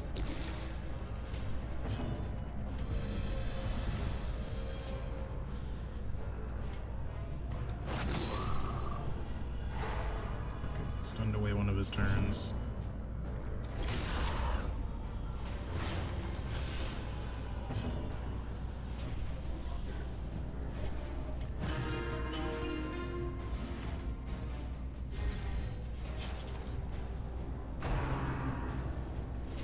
Nash.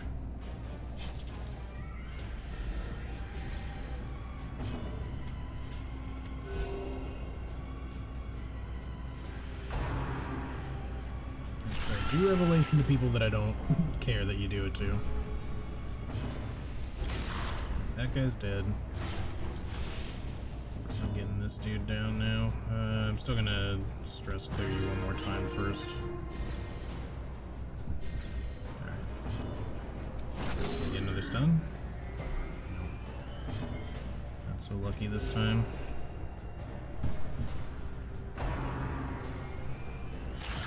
It's fine. This is why it's worth taking the talismans. I don't remember if these get used, like consumed after taking them in. I feel like you can get more, but I don't remember. These crits were pretty rough, by the way.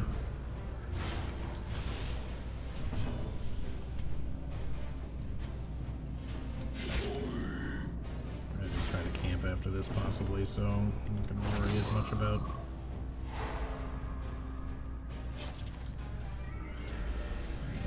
Go, please.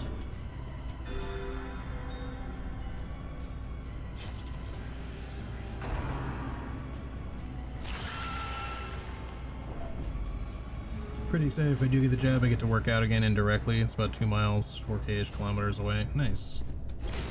Are you, so are you like riding a bike there, or walking? It's kind of a long-ish walk for 2 miles. Or can be, anyway.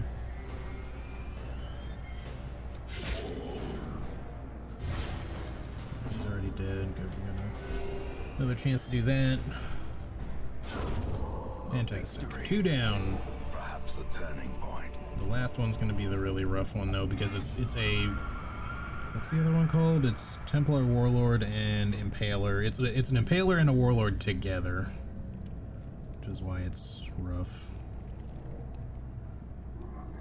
Okay, let's start heading in that direction, then we'll decide whether or not to camp. Neatly ordered, lovingly admired. We could get, like, I think, a wandering, like a battle in one of these hallways, even though we've gone through them already. It does happen. I hope not.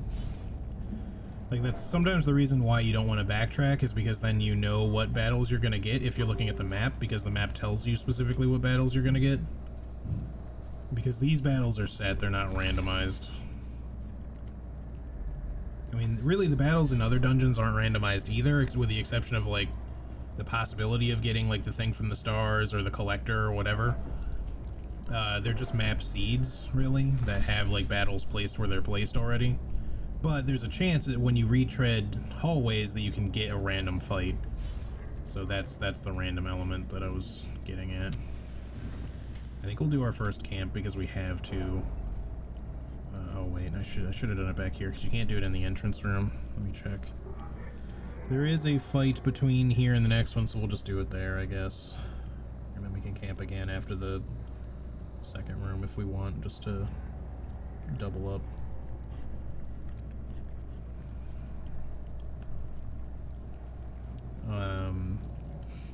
I like walking, but I have a manual scooter I bought a while back. My account side wants to make it worthwhile. I've used it for at least 25 days. I need to use it for 224 more days. Cost me like $300. $1 a day should be good for me. It sounds good. Well, I hope that the exercise will feel nice. Alright, we'll still probably try to lower stress a little bit in this fight wherever we can get the chance, but since we're gonna camp like twice before the final fight, I shouldn't need to worry about it too much, in theory.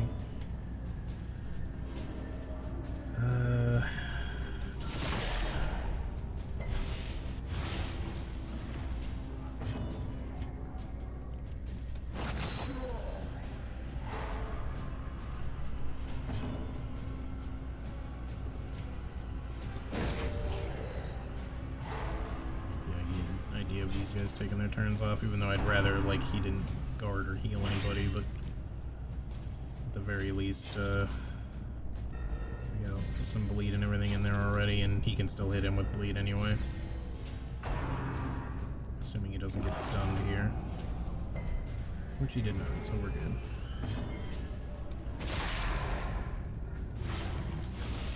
He's dead, that's fantastic.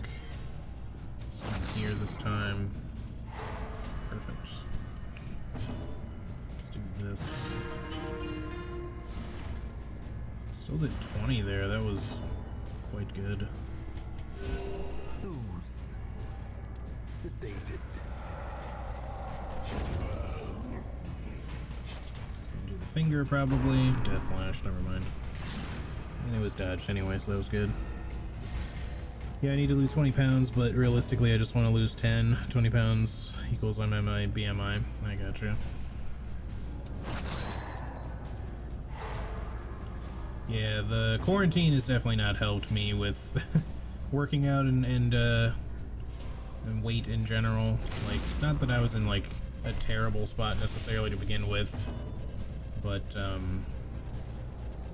and I don't really like going to the gym a bunch anyway. But I don't know, it still threw kind of like a monkey wrench into my normal routines for things. Streaming hasn't really helped in some ways either, but like I'm gonna try to start getting my workouts done more consistently in the mornings when I can. I still do, it's just some days it's just hard to, because I just don't have a lot of time to do the other things that I want to with work and then streaming and then just needing to like chill and eat dinner and stuff afterwards.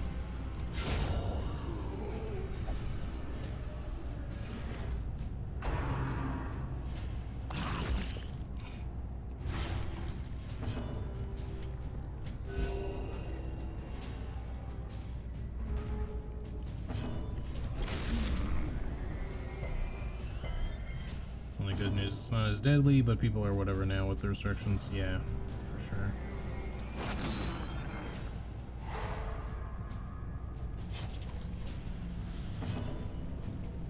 Let's just use a bandage. Do one of these just to help keep the stress low.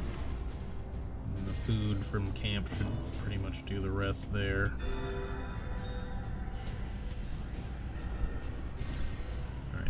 The main boss fight is going to be the worrisome part, but at least the rest of the dungeon has gone pretty well with this group. Better than I expected it to. At least promises success. And if it succeeds, well, it means we'll have at least gotten 2 named characters through the Darkest Dungeon, assuming we don't lose them. Alright, we're going to do 1 camp here, and then we'll do 1 more camp after this room. A moment of respite. A chance to steel oneself against the coming horrors. I think we're safe to do this.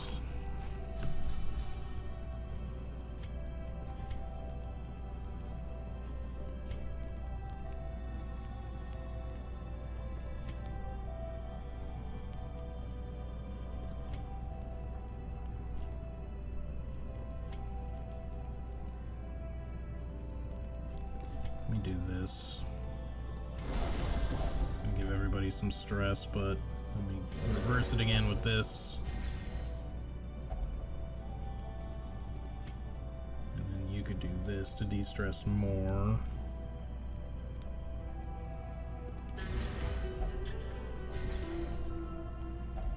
And we'll give somebody some accuracy and crit, I guess.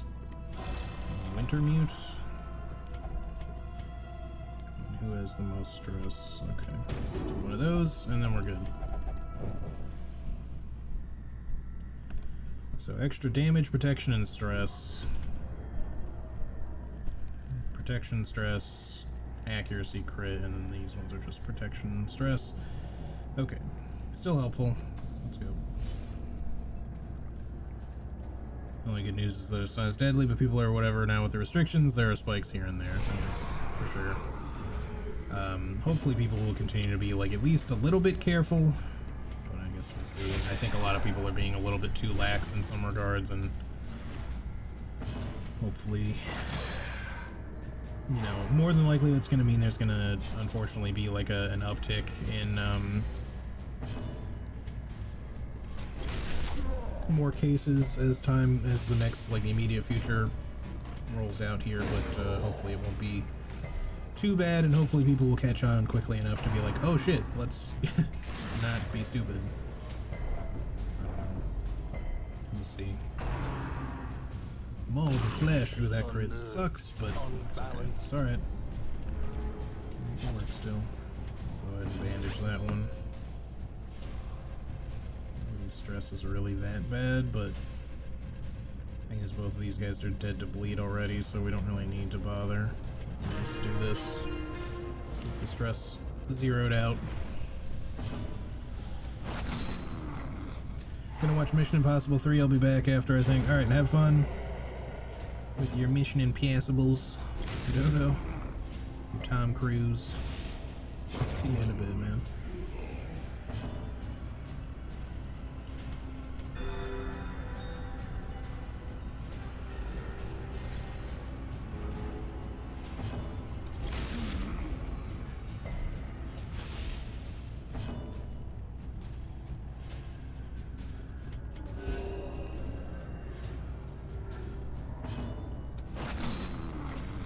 Done maybe? Hey, that's perfect. So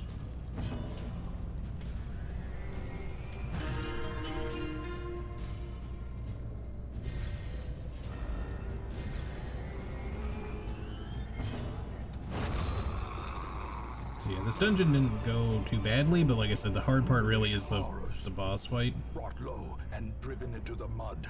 Which is again why I took the talismans, because without them, the revelation... getting hit by Revelation from 2 different Templars is pretty bad. One would be bad enough, considering how much stress it brings. And frankly, like, if they double it up at all, or even hit her with a bunch of it, then we may not be able to save her.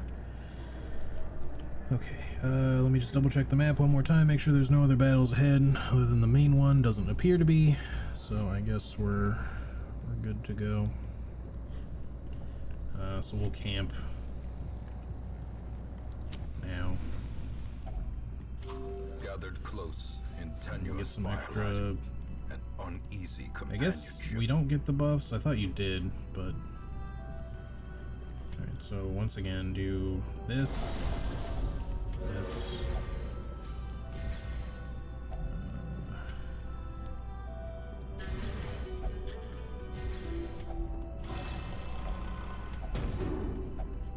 Okay.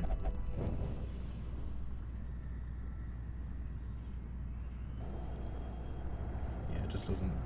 When you camp, it doesn't. It removes those buffs, I guess, which is fine. But all right, here we go for the real deal. I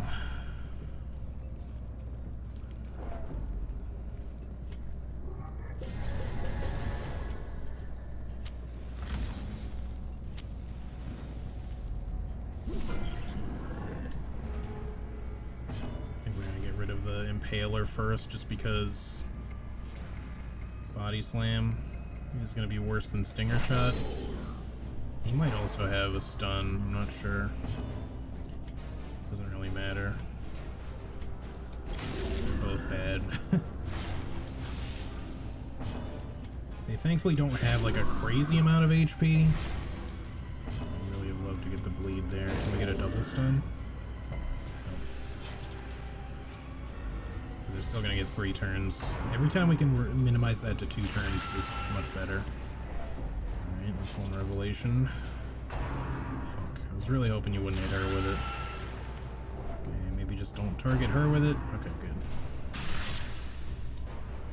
Alright, you resisted that stuff, that's great. Focusing one.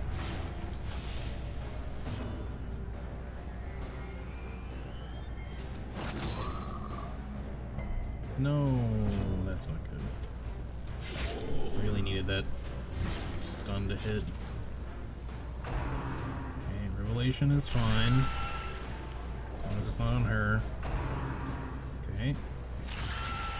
I really wish they would give you 4 of these.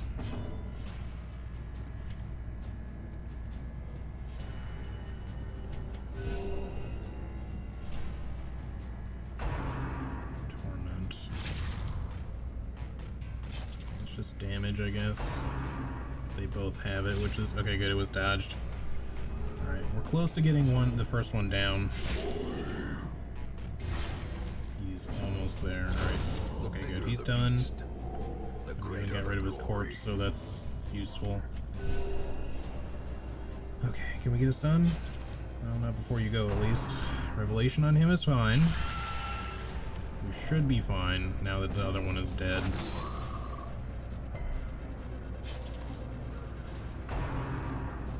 We get like some really bad crits here.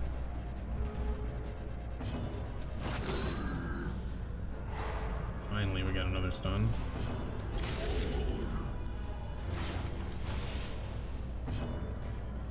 Do the targeted heal on him because he can exsanguinate if his health gets low.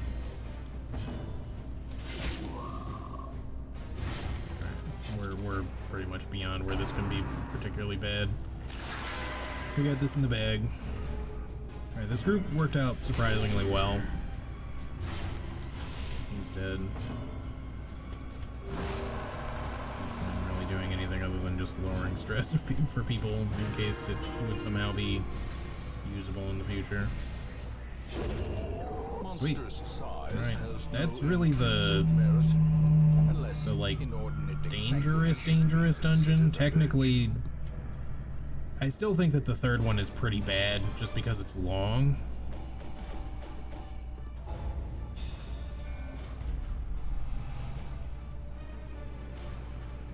It's weird that she got Warren's Adventurer there.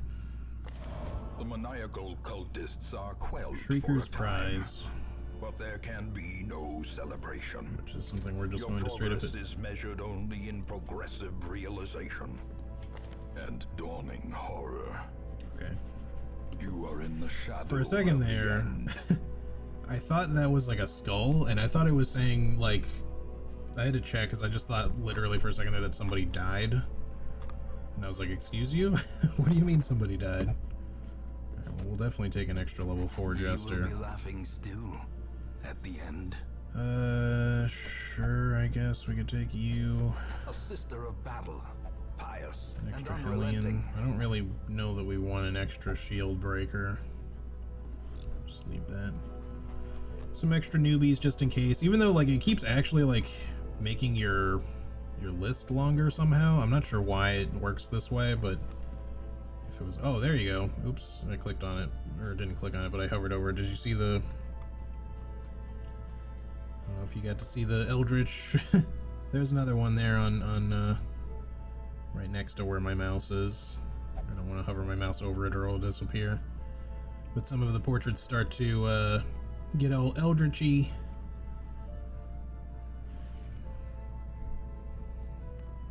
When you're not looking. And then when you go to look at it, it's like, oh no, he's totally back to normal. It's okay. It was all in your head.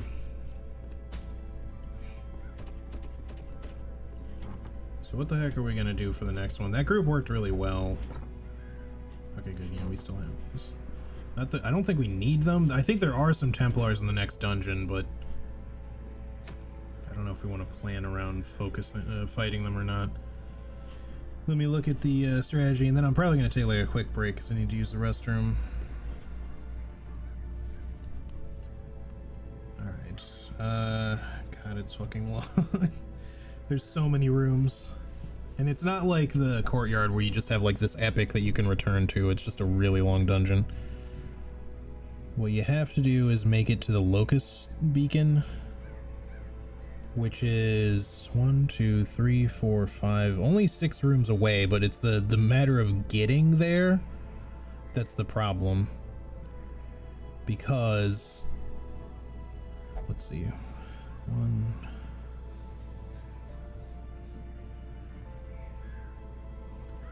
Like, I think no matter which direction you go, unless you take like a really roundabout way, you're gonna run into the Mammoth Cyst. It's Mammoth Cyst and White Cell Stalk, and the White Cell Stalk can fucking teleport you to a random room in the dungeon, which is a unique thing that works in this entire...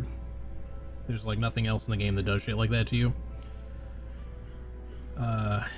So let's see if there's a path where we can avoid them. Like, you don't have to avoid them, you can fight them, but the problem is that if you get teleported to a random spot in the dungeon, you can even get teleported into another fight, which can be terrible. Like, if you're already in, like, bad shape. So let's see if we go there, then down, no. I think there's literally no way to avoid them, because I think every path has at least one.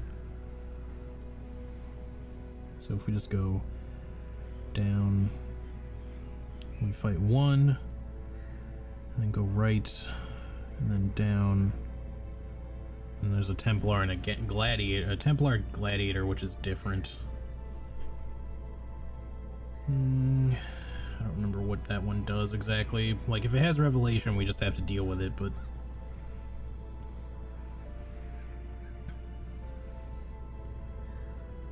I don't think those ones have Revelation though, or maybe they do, I don't remember. We could also potentially try to ignore the Templars, but we would end up fighting another Mammoth Cyst if we did, or 2, so we don't want to really do that. The thing is, there's another Mammoth Cyst and White Cell Stalk in the room we need to go to anyway, so you're going to fight one no matter what you do. But I think you have to fight a minimum of 2. So for this... 1 hour left for me, gotcha. For this Mammoth Cyst, I'm just gonna look at these and see what their weaknesses are.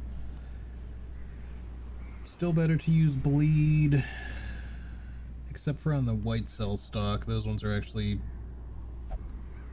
better to hit with Blight. Plague Doctor, Leper, Occultist, Vestal, Jester, Abomination. Well, let's see. If we did Gafafa, just, or maybe Charlie, one of the two. We can bring a Vestal, which would probably be, where's Paracard? There she is.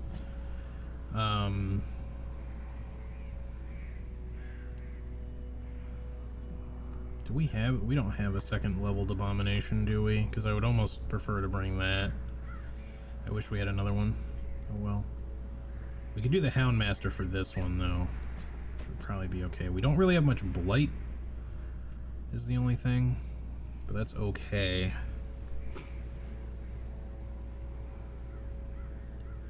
A Jester would be good for stress. But we don't have... another level Jester either, so that one's out. We could bring... I guess we did have a third Plague Doctor I forgot about, so we could do the Plague Doctor instead. Blight will still be good.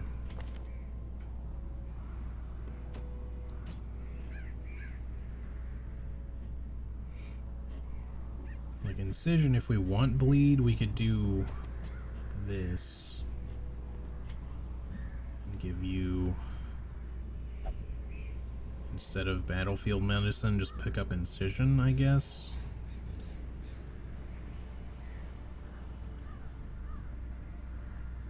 Because then, yeah, you would still have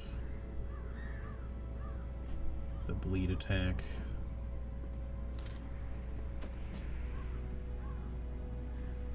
Question is, do we really want like a Leper and a Hellion? That might be like too much stacking, but that's going to be a tanky party though, with the exception of these two, but it might still work. I just think that we might want something like, instead of Solemnity, we might want Intimidate.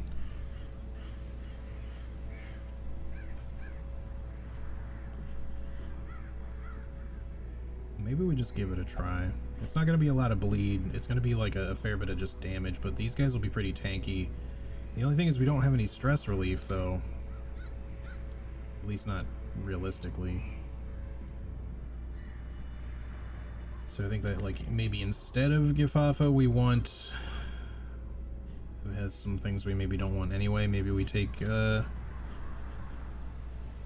Houndmaster instead?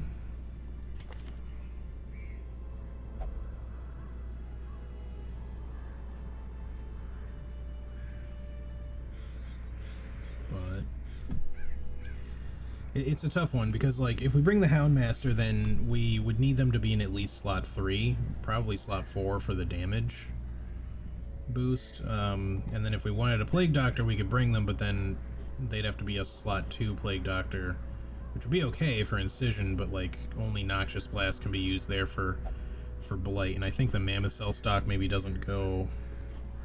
I gotta look. If it ends up in, or sorry, the White Cell stock, if it ends up in slot 1 by default, then that's fine.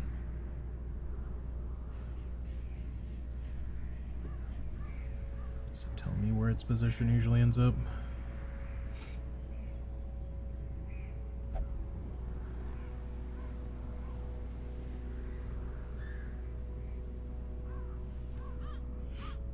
Because the thing is, like, Noxious Blast would work well against it. Not that we need it to necessarily. I guess we just go with this and give it a try.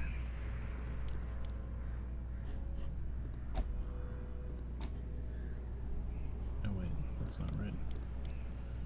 This, and then those two, I guess. No battlefield medicine, but that's okay.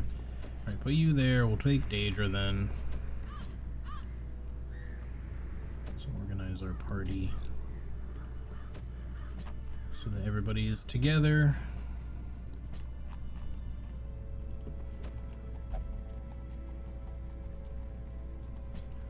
Hang on, I didn't really look at this. The speed is going to be an issue, but I think that'll be okay because they have good speed to begin with.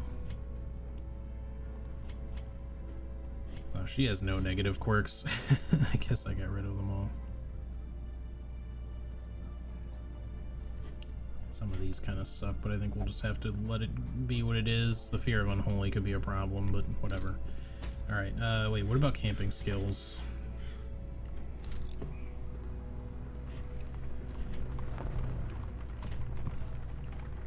No, that's fine. We don't need Hound's Watch. You're good. Just pick that up so we've got it.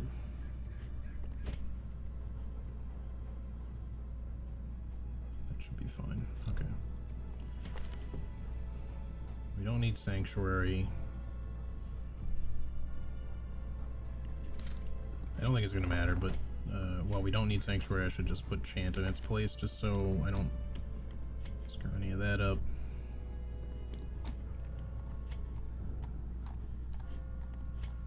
You're good. You're probably fine with this, so okay. Embark. Trinkets, please.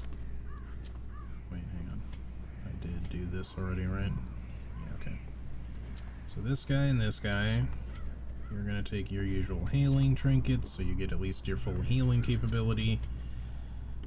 We don't have much stress relief with him, but it's just gonna have to be okay. So do we want that, or do we want the herbs? This gives you accuracy as well as damage and bleed, so I think I like that a little bit better for this, because this one's higher damage and bleed skill chance, but no accuracy bump, and well, you have 8 extra accuracy already, though. From what?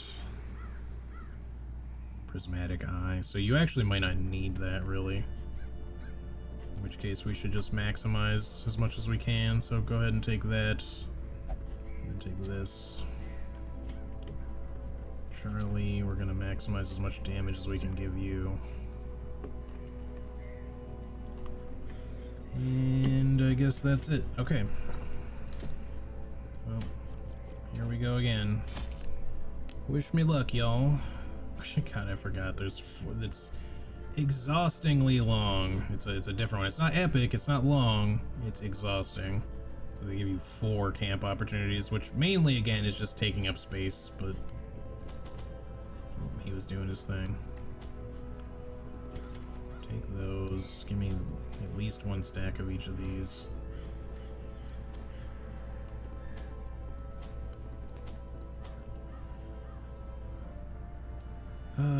What do I do here? Again, our only other option here, like if we didn't want this to be an issue, like, I mean, torches might not be a problem if, and this is a big if we can succeed in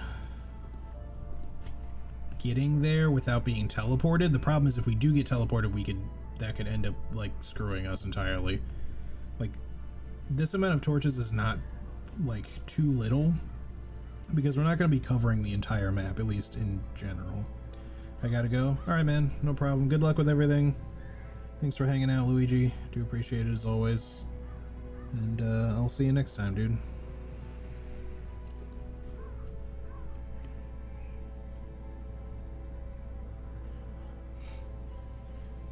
Okay, sorry, let me look at this one more time. Yeah, it's like 6 rooms if we don't fuck it up, and the thing is, we're probably gonna fuck it up. Now, the upshot is that if you get teleported, it's not the end of the world, because, I mean, unless you get teleported really far away, the problem is you don't necessarily know where you are when you get teleported, if you don't have connecting pieces on the map. I think we're just gonna try to make it work with this. We may not even need this much food. In fact, I don't expect us to need to camp 4 times.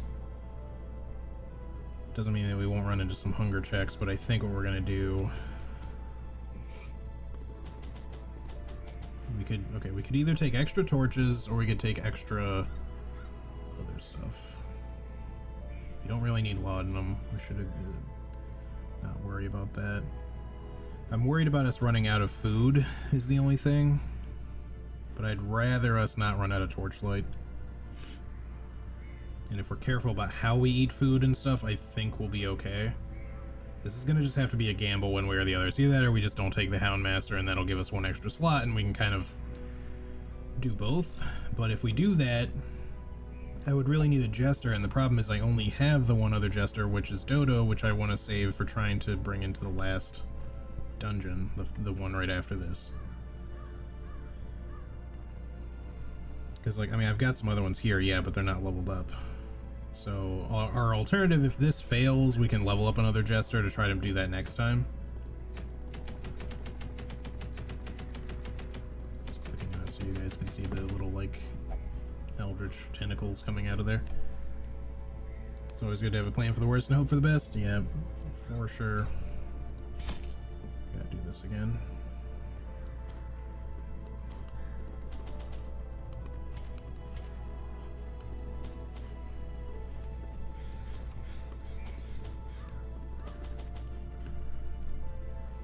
But yeah, like if we do this, then this could end up being like a huge overkill on torches.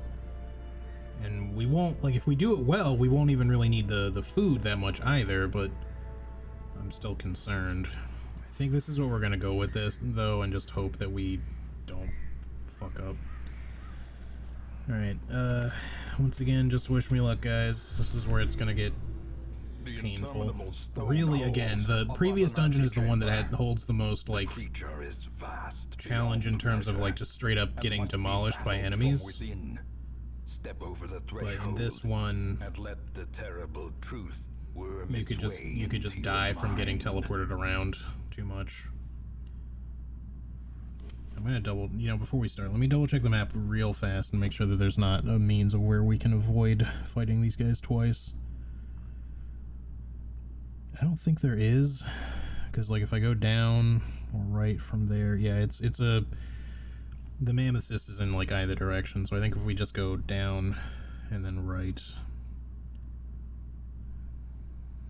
well, down a few times and then right. Wait, what? Did I do this wrong? No, I'm sorry. It's like down 2, right 1, down 1, then right. Okay. The gateless gate.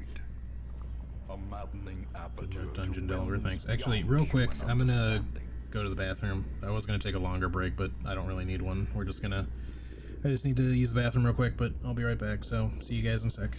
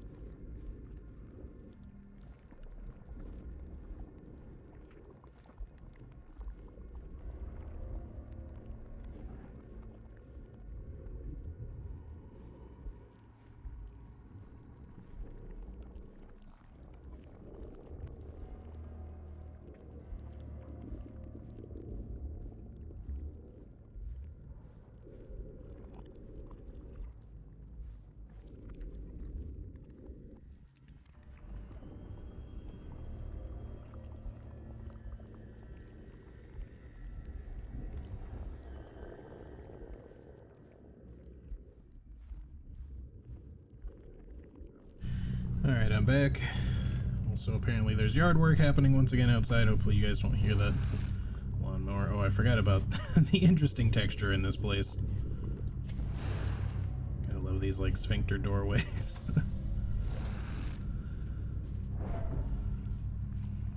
Alright, hang on. Quick check of the map. No fights in the first room. And then if we go... Let's see... I think we should go down first.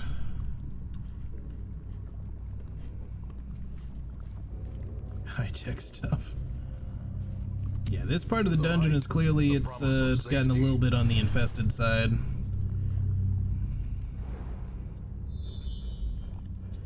So we're gonna get a fight in this hallway, I believe.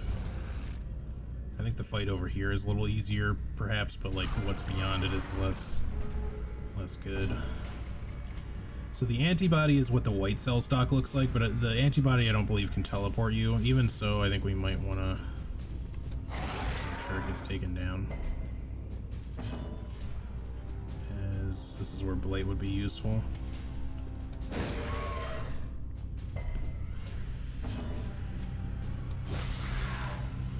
Because I just don't know yet what they can do, so...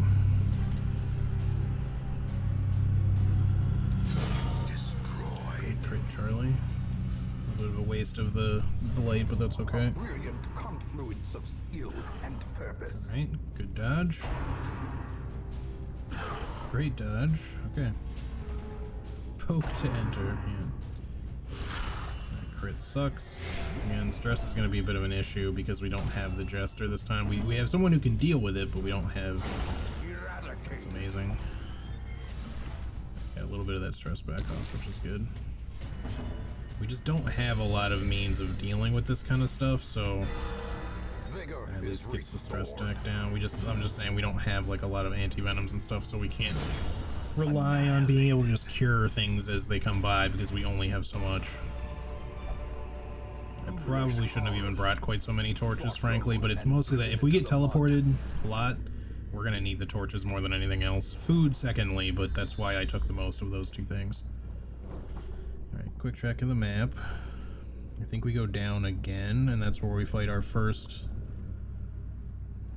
Mammoth Cyst. It's either that or we go right and then down, but we would fight one there anyway, so we might as well just do the first one.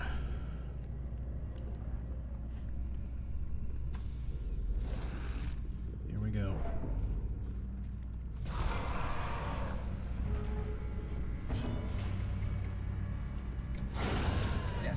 Take that out as quickly as possible, whenever possible. Alright, so bleed is the better one. That's what we want to use. He's going to summon that every turn that it's not up. I'm going to try for a stun. Okay, good. He gets 2 turns every round. He'll summon that as his thing, I think, every time. He's got a lot of protection, so we want to try to stack bleed here as well whenever we can.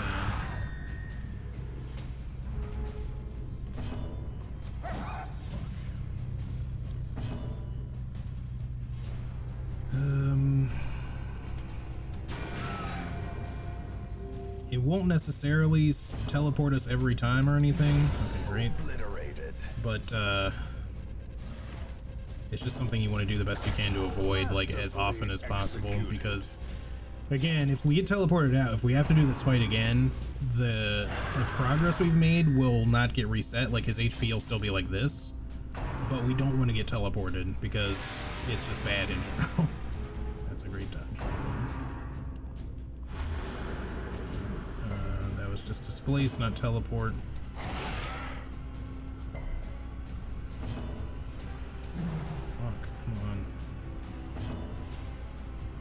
We can't really hit him except to maybe stun. We gotta damage you. Yeah, that's another thing, is he'll do Revivify, which sucks. As the fiend Now he'll falls, summon, a faint hope blossoms. which might have been better. Oh, okay, apparently not. Maybe because it was late in the round, I'm not sure. Alright, well that's still good then. It's even good turn action economy for us to do that stuff. The downside is he's gonna have... Okay, good. He doesn't have a turn right away. So we can take advantage of that. The ground Hopefully we'll get through this fight without getting teleported. We're getting real close. Dodge. Stop dodging, dude. confidence surges as the enemy crumbles. I can't stress how big of a deal it is to not get teleported. Okay, Vivify here is actually good because he's not hitting us as much as I want him to die. I would have preferred if he had actually summoned there, because then we wouldn't take any damage. So he's dead. In fact, he's straight up dead to bleed, so... Oh shit, I forgot to give him his stress clear ability. Oh well. Let's do this.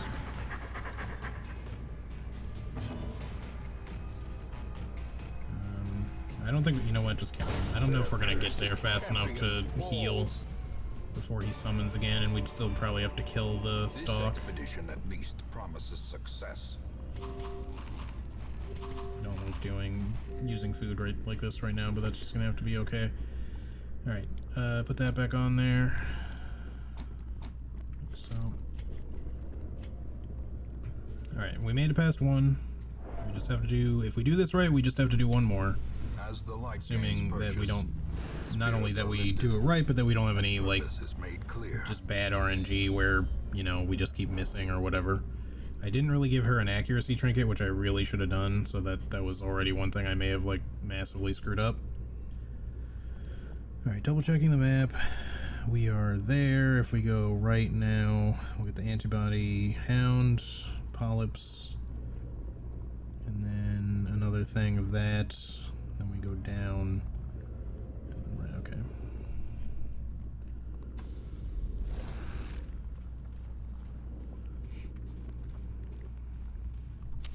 The match is struck. A blazing star is born.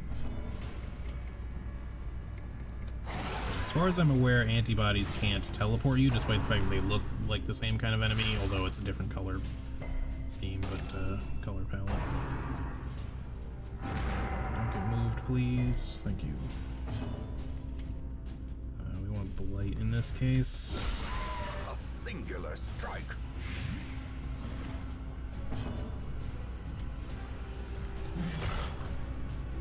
Better safe than sorry, yeah, exactly. In fact, no, I think we're gonna go for the heal. Even if he can teleport, it shouldn't happen this turn. I'm pretty sure it's only the white cell stocks who can do it. But that doesn't mean that these guys aren't dangerous. We gotta be a little careful with them. Still gonna take 9 damage, but that's not enough to kill.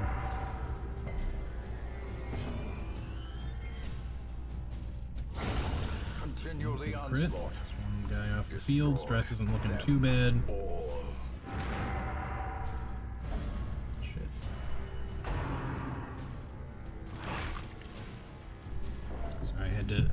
had to mute for a second because I needed to sneeze. The wounds of war can be healed, but never hidden. He's dead. Start moving Charlie back into place. Great is the weapon that cuts on its Shirley. Okay, we should be fine. Damage is mostly what we have to worry about right now. Stress too, of course, but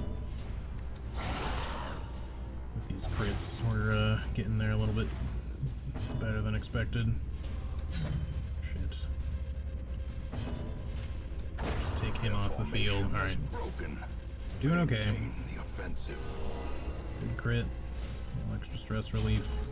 Everybody's HP is back up to max.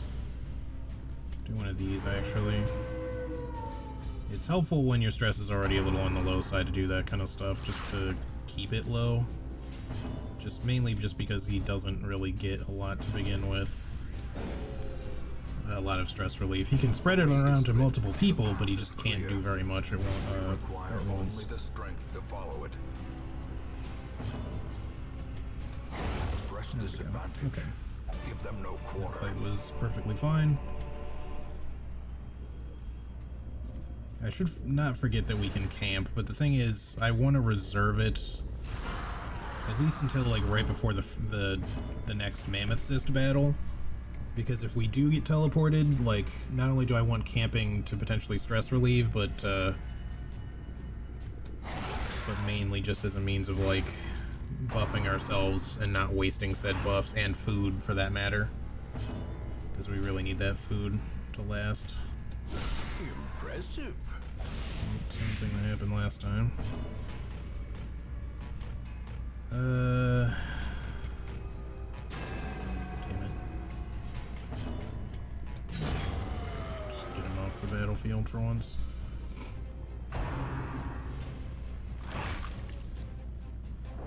So there's some stress that can come out here, but aside from crits anyway, damage is what we gotta worry about. Might just try to heal through that one so we can save the anti-venoms. Fantastic. Pummeling.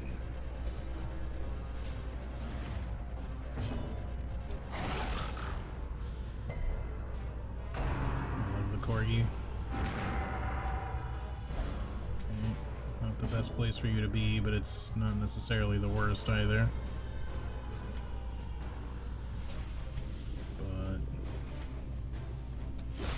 Just do this. You have improved blight chance, so we can still make that work anyway. Although, actually, we should move you up so that she's not stuck in position 2. Or possibly position 1. Okay, good. You're dead to blight.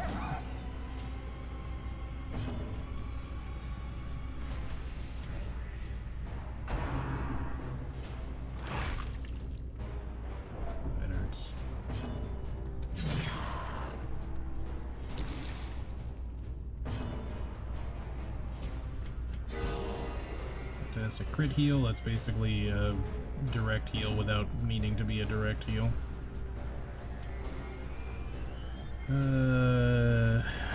Okay. Bleed? Nope. The slow death. Unforeseen. Unforgiving.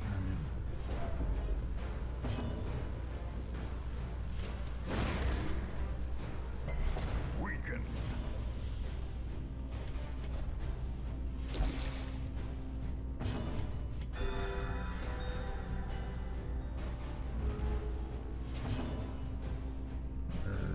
Going to be able to stall, so we're just gonna have to do this. I was really hoping she would dodge that last hit, but that's okay. As victories mount. Alright, what's in between there and here now? We're in that one, so if we go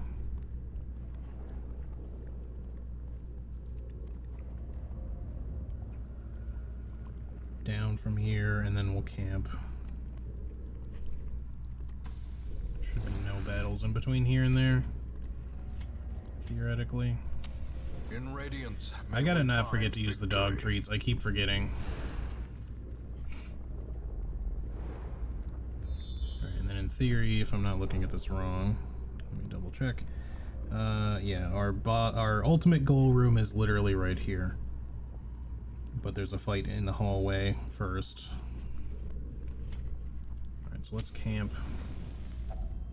Huddled together. Eat. Hope it's a lot of food to spend, so hopefully we're making the right call here. Rats in a maze. Okay, let's go with this. Get rid of the debuff. Nobody's stressed, so we don't actually have to worry about that for once. Let's do Prey for protection.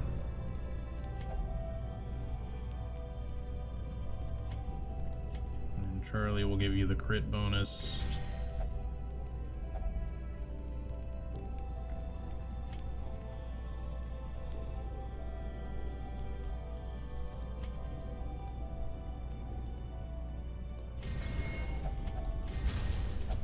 Stress low, I guess. That's the best we can do with what we've got. Okay, here we go.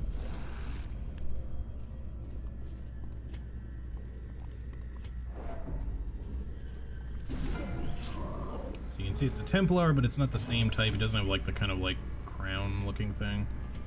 Headpiece. It's just it's like he's got a skull helmet, but not, or skull mask, but it's not the same as the other ones. I think these ones can't do Revelation. Maybe they can, I'm not really sure. But we're just gonna have to deal with it if that ends up being the case. And these dodges though, he's got a lot of dodge.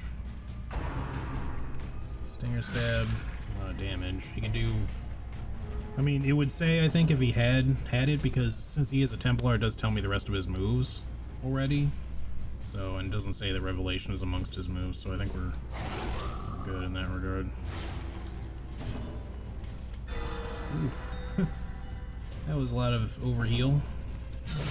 There you go. And power. 140 base. You don't have anything that increases your stun chance, right? Not unless you have the combo from that. This would still be a 42% chance of stun. Not very high. I think we'll just go for this. Which almost was enough to kill you with the crit, but... okay, I'll live with that. If you get a chance to heal you, that'd be great. In fact, you're already dead to bleed, so we may as well just try. Okay, no stress relief. I see. She literally won't move for some reason. Fantastic. Okay, we're in great shape. Prodigious size alone does not dissuade the sharpened blade. Alrighty. I hope that this works, because we're spending those like it's the boss, even though it's not necessarily the last fight. If we get teleported, we're kind of screwed. Alright, use the dog treats. Gives you some extra accuracy as well, so...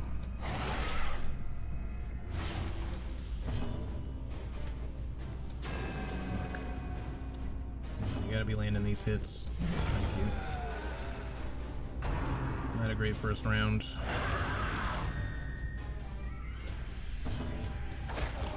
Something in there.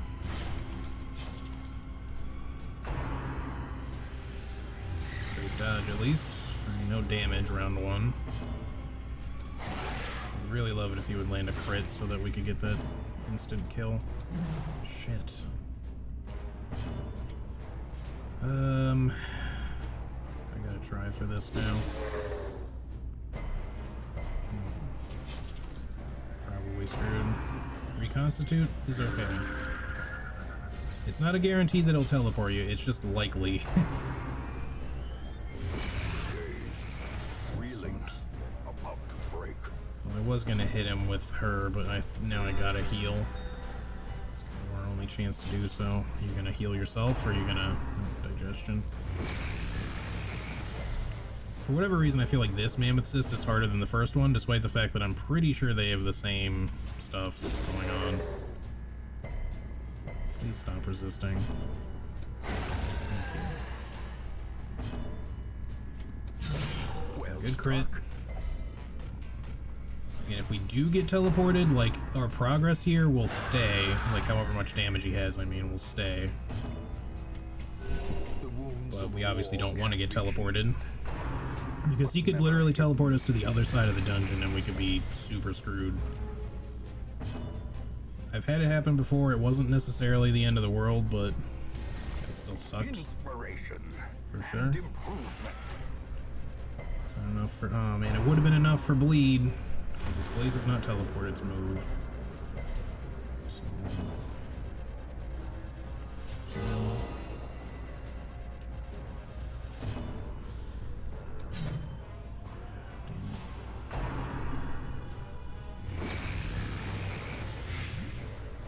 We cannot afford to have her missing these attacks.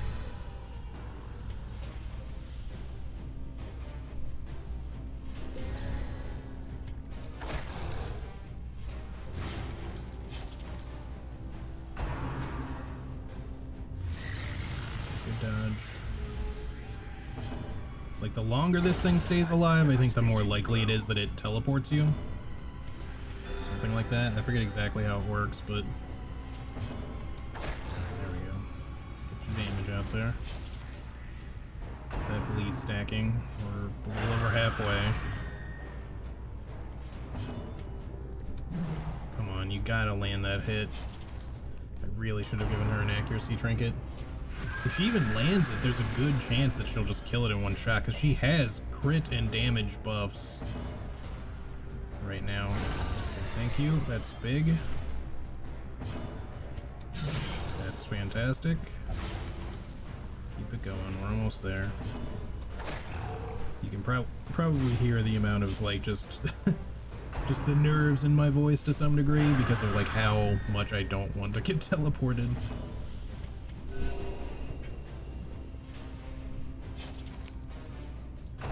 So bad. Like, I've been teleported to the other side of the dungeon before. It's random where you get placed. I don't know for sure if you can get teleported somewhere where you've already been before. Like, if you can, then that's not so bad. Finally, you landed a hit on that guy. That's great. I think you're dead. You're, like, definitely dead. Thank you. Fantastic. That's great. We did it. Perhaps the turning point. Locust Beacon, this little thing on the floor.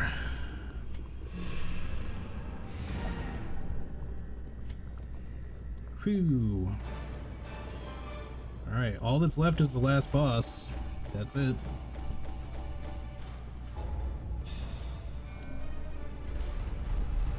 Charlie and Daedra got some time in there. Nobody's died. At last, the twisted heart of the world is Now we're gonna do the risky shit though. or supplication. Thanks for the GG. I guess we'll take you. A sister of battle, pious and unrelenting. There is power in the blood for those with the fortitude to pay the price. Alright, yeah, we're not getting any crests, so I don't think or maybe we are. We're close, but maybe we'll do, if we finish the last boss, I might do like one more mission just so we can get the red hook to cap off the end of the campaign. We'll see. So here's what we're gonna try. We already know our group because of what we were gonna attempt here. But what the plan was, I don't know if Sephiroth is who we're gonna bring, but we want a Jester. He has to be in this slot if he's gonna do stress relief. We don't have a lot of healing with this group, but Sephiroth, part of the reason I want to bring Sephiroth is because he can heal and stress relief technically. But the main reason for the Jester, which is gonna be Dodo, and it's gonna be unfortunate that he's watching a movie right now, but the thing is, we got a finale plus 30. We're gonna want to bring Solo.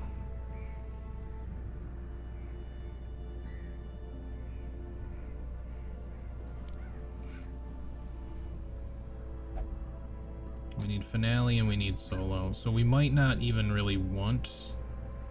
I mean, we don't technically have to have Solo, but it's still good to have.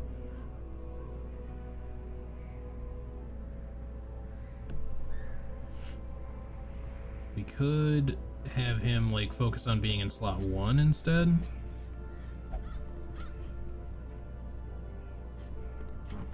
is the slot 1 bonus thing? Is that from your class trinkets?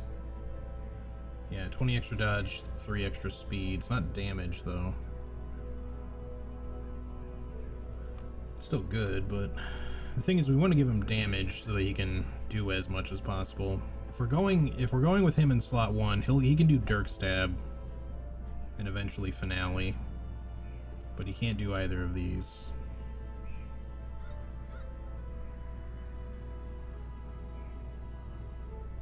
Can't even do solo there either.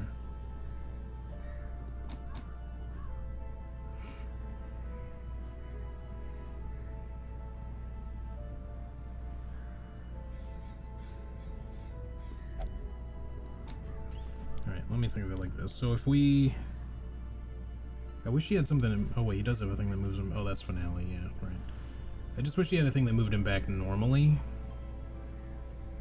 If we took, instead, Harvest... It flashed the little thing over there, I don't know if you saw. Harvest... Battle Ballad... Or possibly Inspiring Tune, there it was again. And then these two. And he would work okay from position 3.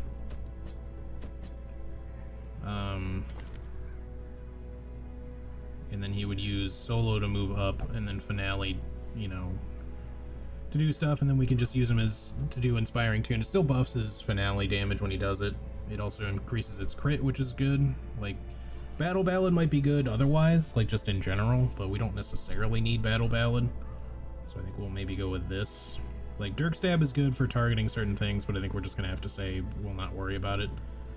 Every movie has still buffs Finale, but it's gonna be weird. I don't know if we're gonna make this work, but I'm wanting to try, frankly. So, okay, for you, no, not trinkets yet. You need, where there's gonna be no camping, no battlefield medicine, none of this, none of that. We need Incision. Both of them have to have Emboldening Vapors.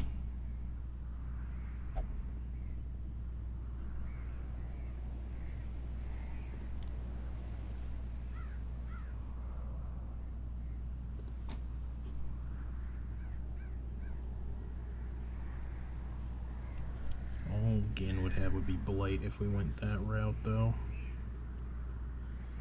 Unless we keep you in slot 4, but...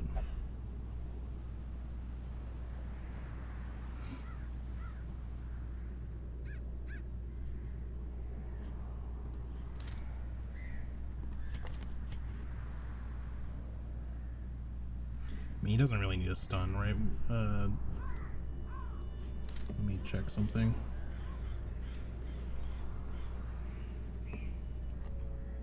The Ancestor.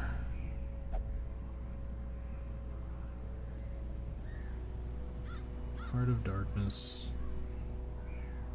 Has pretty low blight resistance. Not that that's a big deal. Imperfect Reflection. Pretty moderate blight resistance all around. So blight's gonna be okay. And then the regular Ancestor, same deal.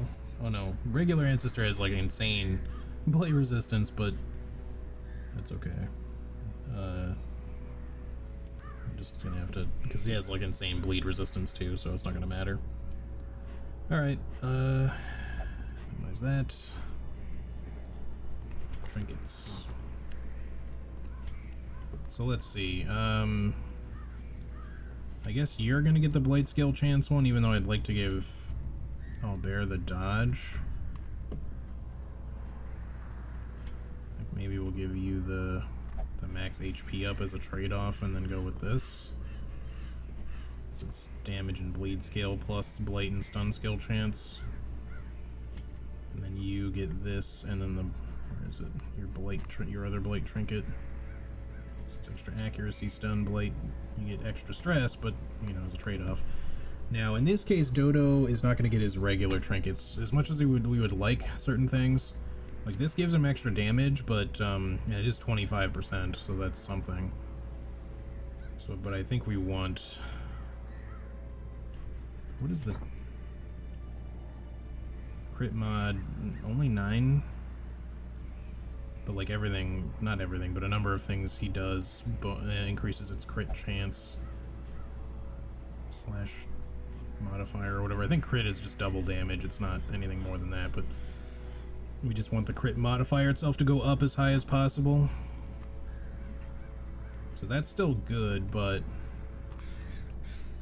the finger bone is only speed and dodge, so I don't think we're going to take that. We just want to do something that would up his damage and not worry about the stress portion of it so much. Like maybe the Ancestor's Pen. I think that would make the most sense. And then for you, my good sir, this and your scroll, I guess, for healing and stress skills. This is going to be a weird one, but it's the only thing we're really going to be able to do.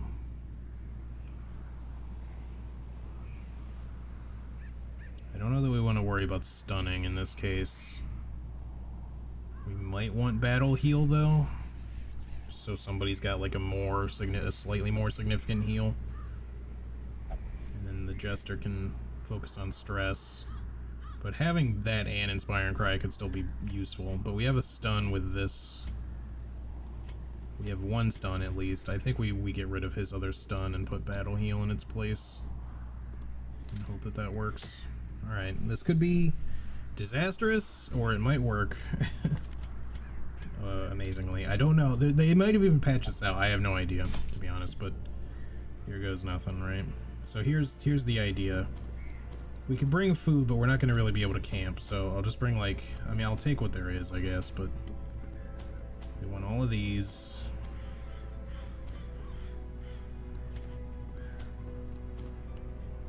That's all the bandages we're going to get, apparently. We want laudanum for the bonus damage anyway. I don't think we need torches, but I'm gonna bring them. We're gonna take all the shard dust we can. Oh shit, we only had... Shit. I wonder if this is gonna be enough.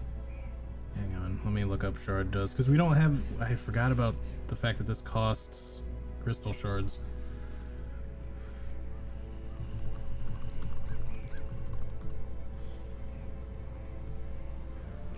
Carry 2 at the moment. Shard dust, you can only use it 3 times, but it's worth doing it 3 times. The thing is, each time it gives it to you, it's a total of 70 stress. It also refreshes limited use skills, which is, I didn't realize. But the buff is 2 speed, 15% damage, stacking, so each time it does give you a debuff as well, but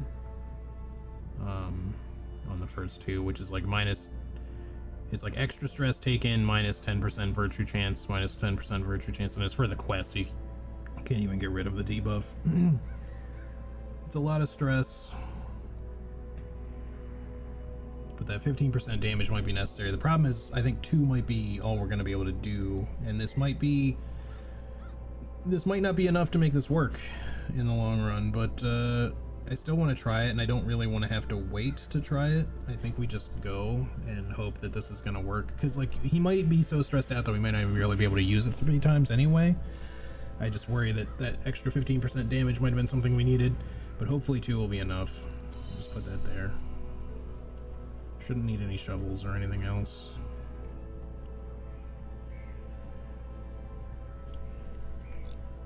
Oops, I didn't mean to do that. Shit. Okay, good. We still have it.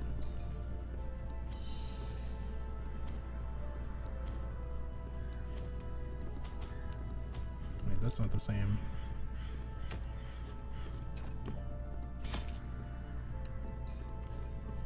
I was gonna say that was very weird. Again, don't think we need all this food. I'm just taking it anyway.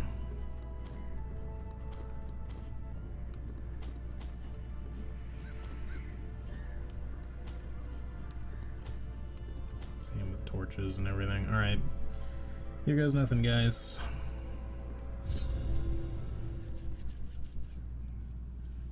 I don't even know the specific strategy for this. Just, you know, you just pump up the Jester once you get to that phase and hope that he can basically one-shot the boss at that point. Anyway, I'm going to shut up a little bit because there's going to be some exposition here from the Ancestor, and I figured I'd might as well let you guys listen to it.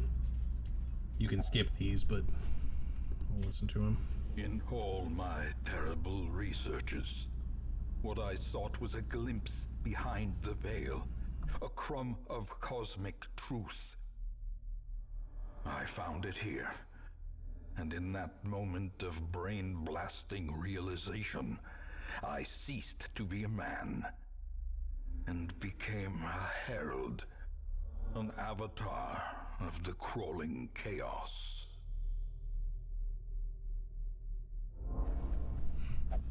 That's one. I think there's like two more. There's like one here and one here. But you can see there's no dungeon here. It's just the Ancestor exposition a couple times and then the boss. Life feeds on life. In your petty pursuit of family redemption, you consume those who rally to your cause, and in so doing, you strengthen the thing, accelerating the end. This is as it should be. It is why you are here.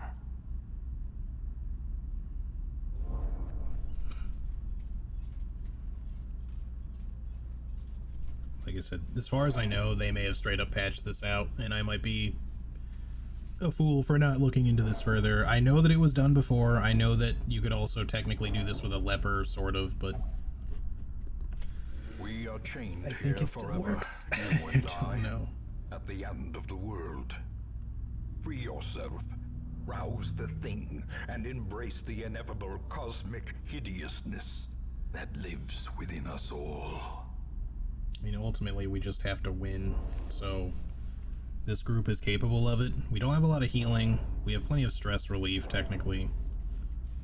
And we have multiple characters who can heal, just not for very much, like, honestly, quite little, but,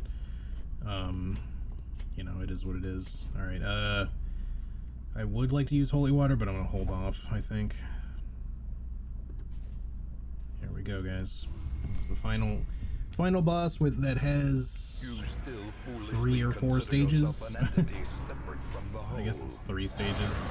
I know better. Alright, so stage 1. I will show you. Sorry, I didn't want to talk over that too much. I love that particular line. So the Ancestor here is going to create reflections of himself, right? It will seem for a little while that nothing is happening. We might as well target the front ones there.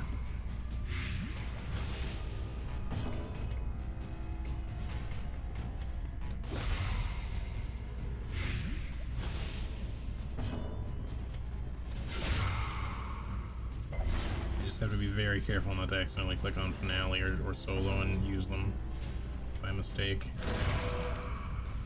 So what's going to seem like is that, you know, because you can't hurt the Ancestor, like you literally, like, I'm not even sure you can target him.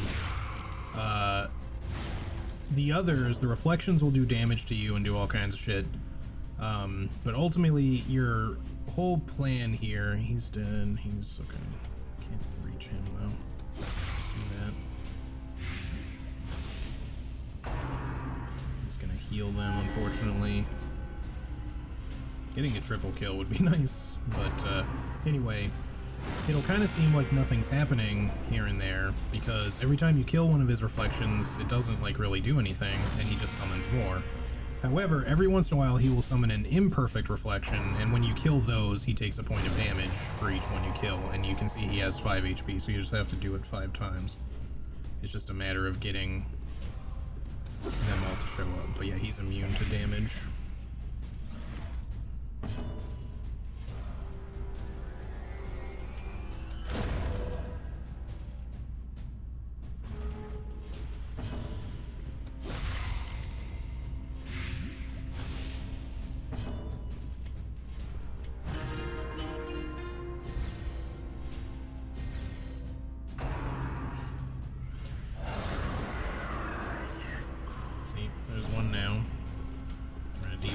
focus over here, try and get this killed.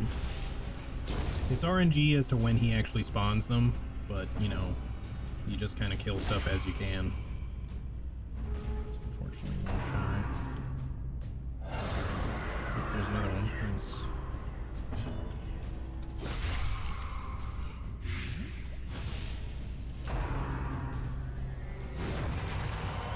In stage 1, he doesn't usually do like a ton of damage. Stress is the thing you gotta watch out for, mostly. Sucks. I'll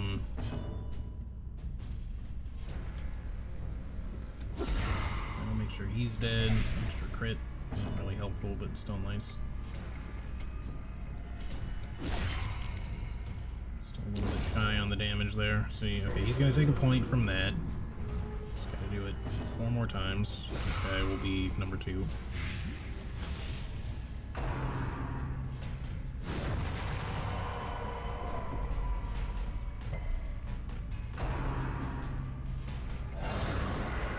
I think it's what you're looking for too is sporadic reproduction. I think is usually when you get the imperfects. We've gotten pretty good RNG so far getting these ones to show up.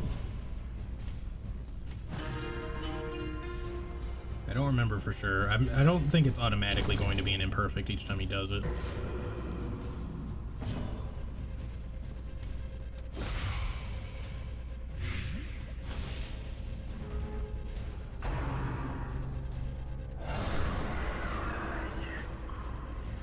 That was imperfect reproduction in it, or whatever he said.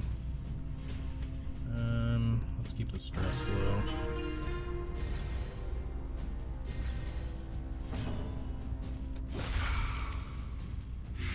He's dead. I'll just have to find. Just have to do it 2 more times. Again, this is just stage 1, though. Stage 2. Can be a little bit more of a pain in the ass for specific reasons. It just kind of depends. Alright, let's... I don't think we're at a point where we really need to worry about healing yet. Soon.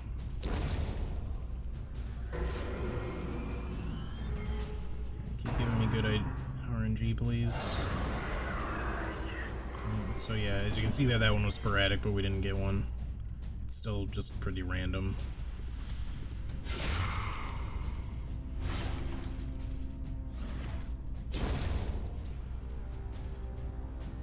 But also just killing these guys, like, not only does it open them up for summoning the ones we need, but what's good about it too is that it'll keep him from healing the ones you've done damage to already.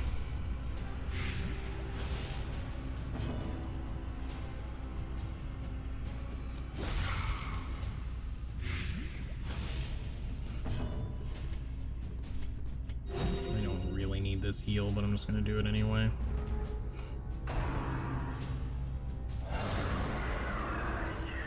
No luck yet.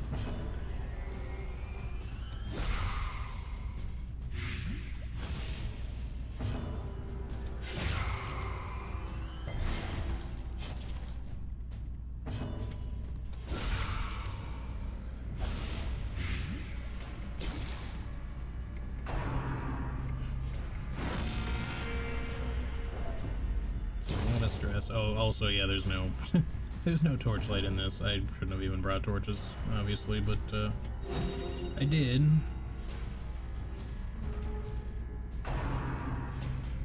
Well, that gave us one, even though it was imperfect. I don't know exactly what the deal is then between imperfect or sporadic, but just is what it is, I guess.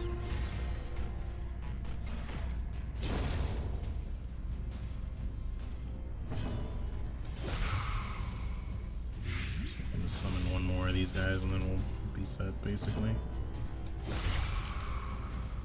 And get on to stage 2.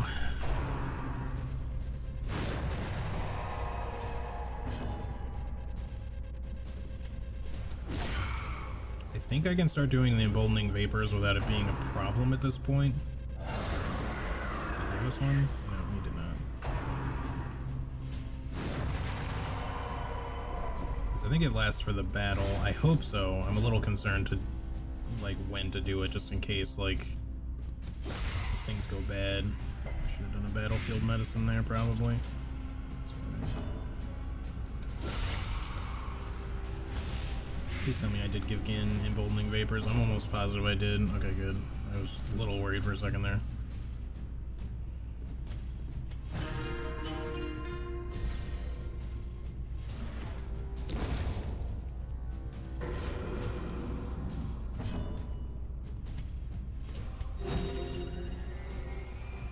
Anyway, this fight just, you know, you want to slow play it, frankly. It just takes a while.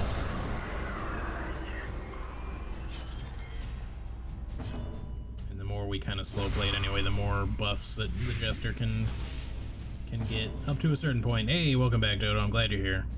You are here in the final boss fight, so I'm glad you got to be here for it. Because we are going to attempt to have you do a fuck ton of damage to the boss, so, and I hope it works. Notice me. Welcome back, dude.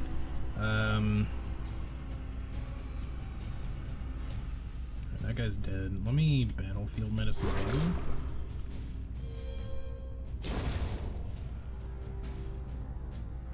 It's going to be a grand finale. I hope it works. I sincerely do.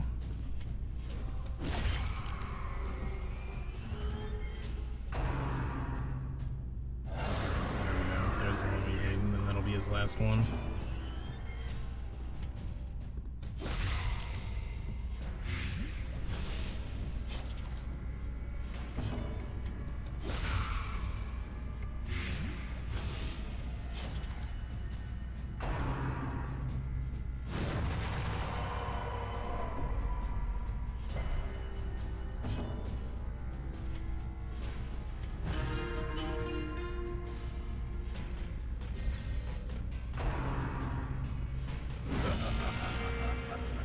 I love that when he crits, he gets, like, laughs.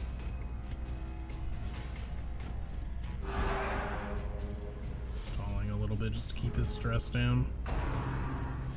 Yeah, I knew he was gonna heal them because none of them were really dead, so that's okay.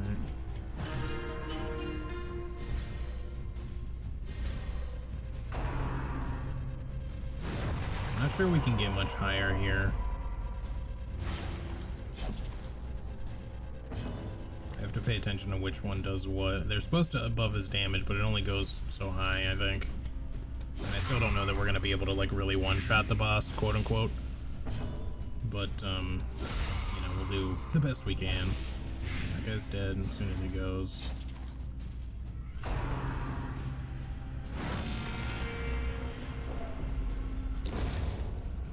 to the next stage.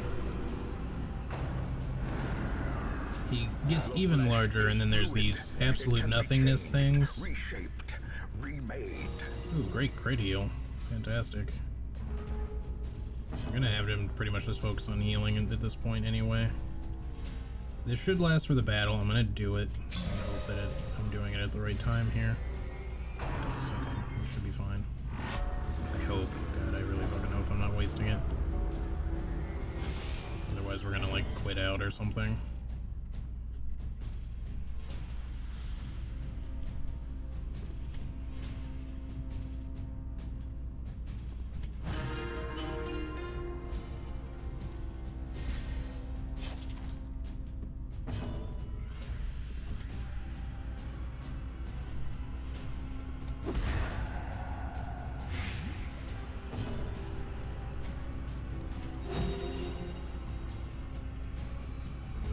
He'll start moving around, by the way. He's not going to be stuck there the entire time.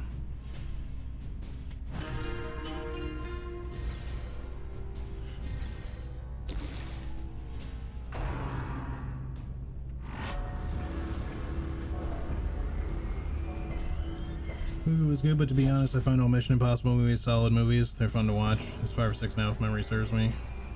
I only watched the first 2. Thought they were fun. Yeah, they're, like, Mission Impossible 2 feels like a very 90s, like, early, I forget exactly when it came out, maybe early 2000 type film, but,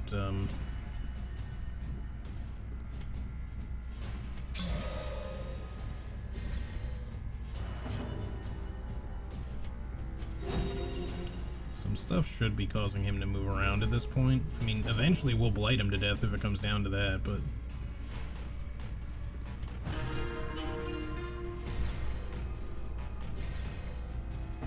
notice his damage isn't really going to get any higher until we start doing stuff like... I guess we can disorienting blast him. I can move him around too, if we can get him to... There we go.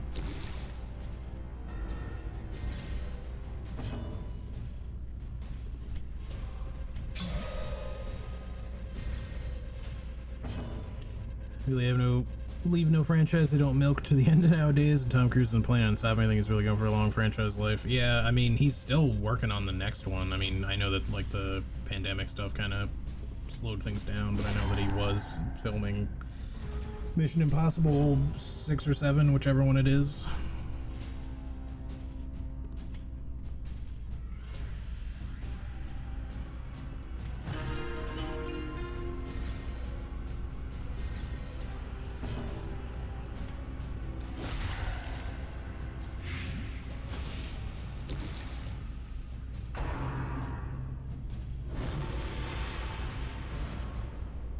So yeah, unmake them is what moves them around. I couldn't remember specifically what it was, but this should all be the same battle. So in theory, the extra 100% damage from all that should still apply by the time we get to the end.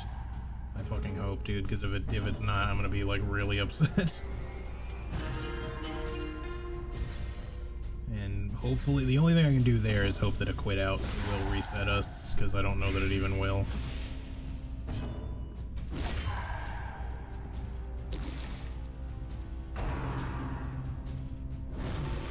Keep dodging that, which is great because it's a lot of stress, but like it's a interesting looking effect when he hits you with it, because it looks like you're all exploding, like all the skin is exploding off of everybody. I don't want to like not have the Jester go on any particular turn, because anytime he passes his turn I think we're losing damage, since it should be 9 rounds, but we're capping out at 8 because I think there was one where we had to like have him move or something.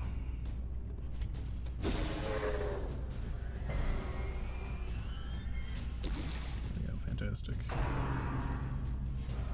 There it is. There's a lot of bleed too, unfortunately.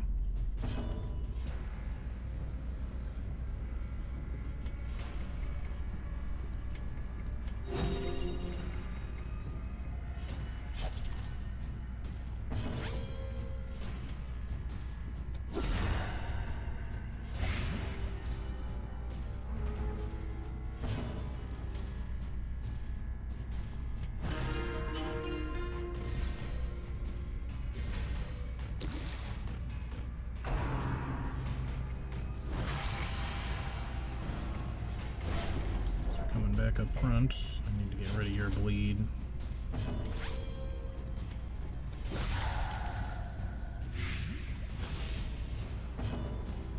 I think you already hired people for the 9th movie. Doesn't just blow your mind with able as your whole butt naughty. Yep.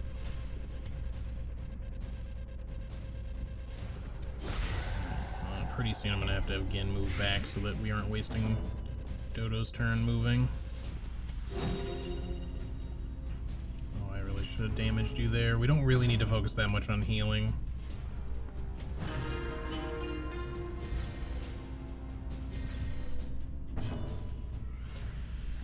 Let's just go ahead and do it now. I'm just nervous about doing it at a particular time.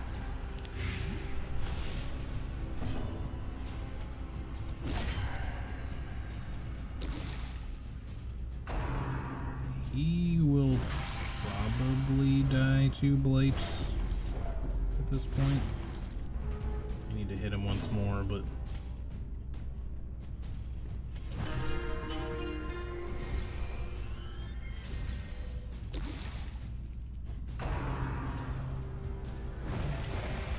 he's dead to blight, so we should just let that happen, I think.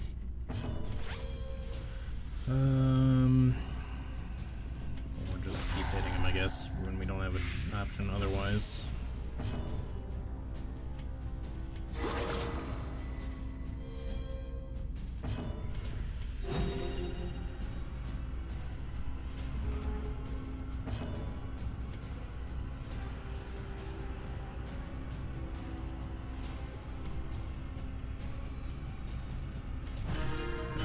right time is to do solo. We can do it twice, but I don't want to do it yet, I don't think. Crit heals again. Really?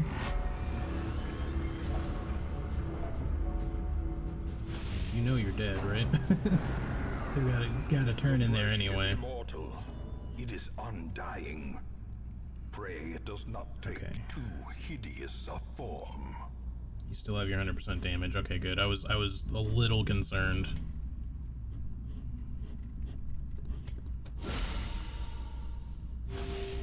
This is why we don't have to worry so much about healing, but we still need to move people a little bit.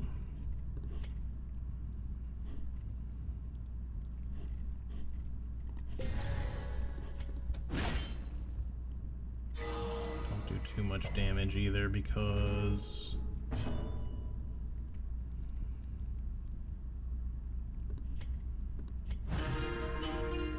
I need to be careful about this. We need to make sure we're doing this in the right timing. No, well, I guess maybe you can stun this thing. Okay, interesting. Didn't realize you could. Again, move.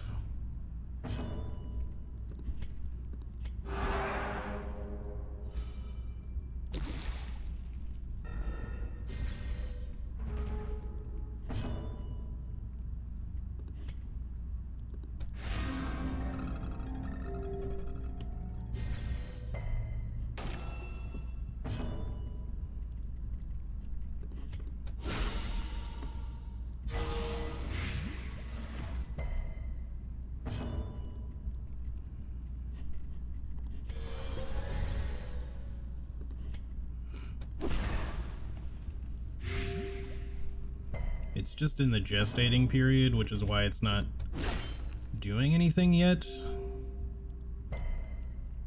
It'll get into the it'll get out of that momentarily here for the actual heart of the world here. Okay, blade on you is fixable. That's okay.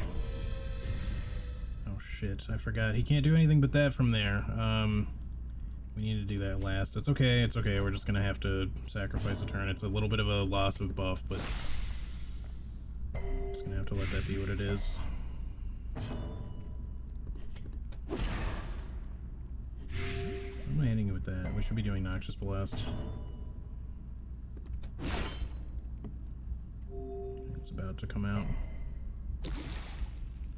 I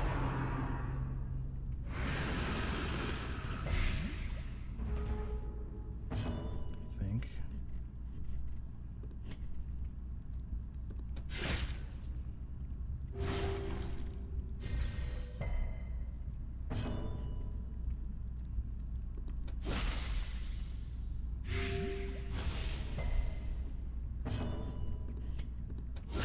Usually, like, it's not when you get through the whole health bar, like, it's after X amount of rounds, I want to say. But whatever, we're gonna be there by force anyway. Behold the heart of the world, progenitor of life, father and mother, alpha and omega. This is bad. I did not do this correctly. Destroyer. Fuck. Alright, Bear. No, wait. Oh, shit. No, we're fine. We're fine. We're fine. We're fine. Okay. I think. This is not how I want to do things, but, yeah, we fucked it up. I did solo too early.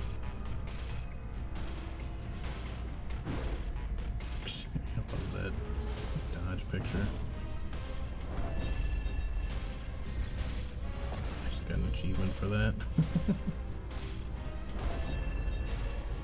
I don't think we're gonna one-shot him because I screwed it up, but we'll just do what we can anyway. Hey, what do you know?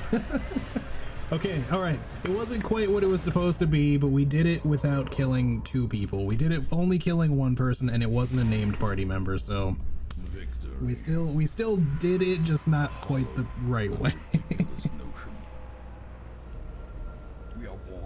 Yeah, the most damage you can do, like that I've seen somebody do, was like 199 damage. which basically just one-shots it at that point, but I didn't set it up right because I did solo one turn too early. Because I expected it to show up sooner. I should stop talking. Let's watch this. Living, dying, until the stars align in their inexorable formation, and what sleeps is roused once more. To hatch from this fragile shell of earth and rock, and bring our inescapable end. So seek solace in a manner befitting your lineage, and take up your nugatory vigil, haunted forever by that sickening prose echoing through the infinite blackness of space and time.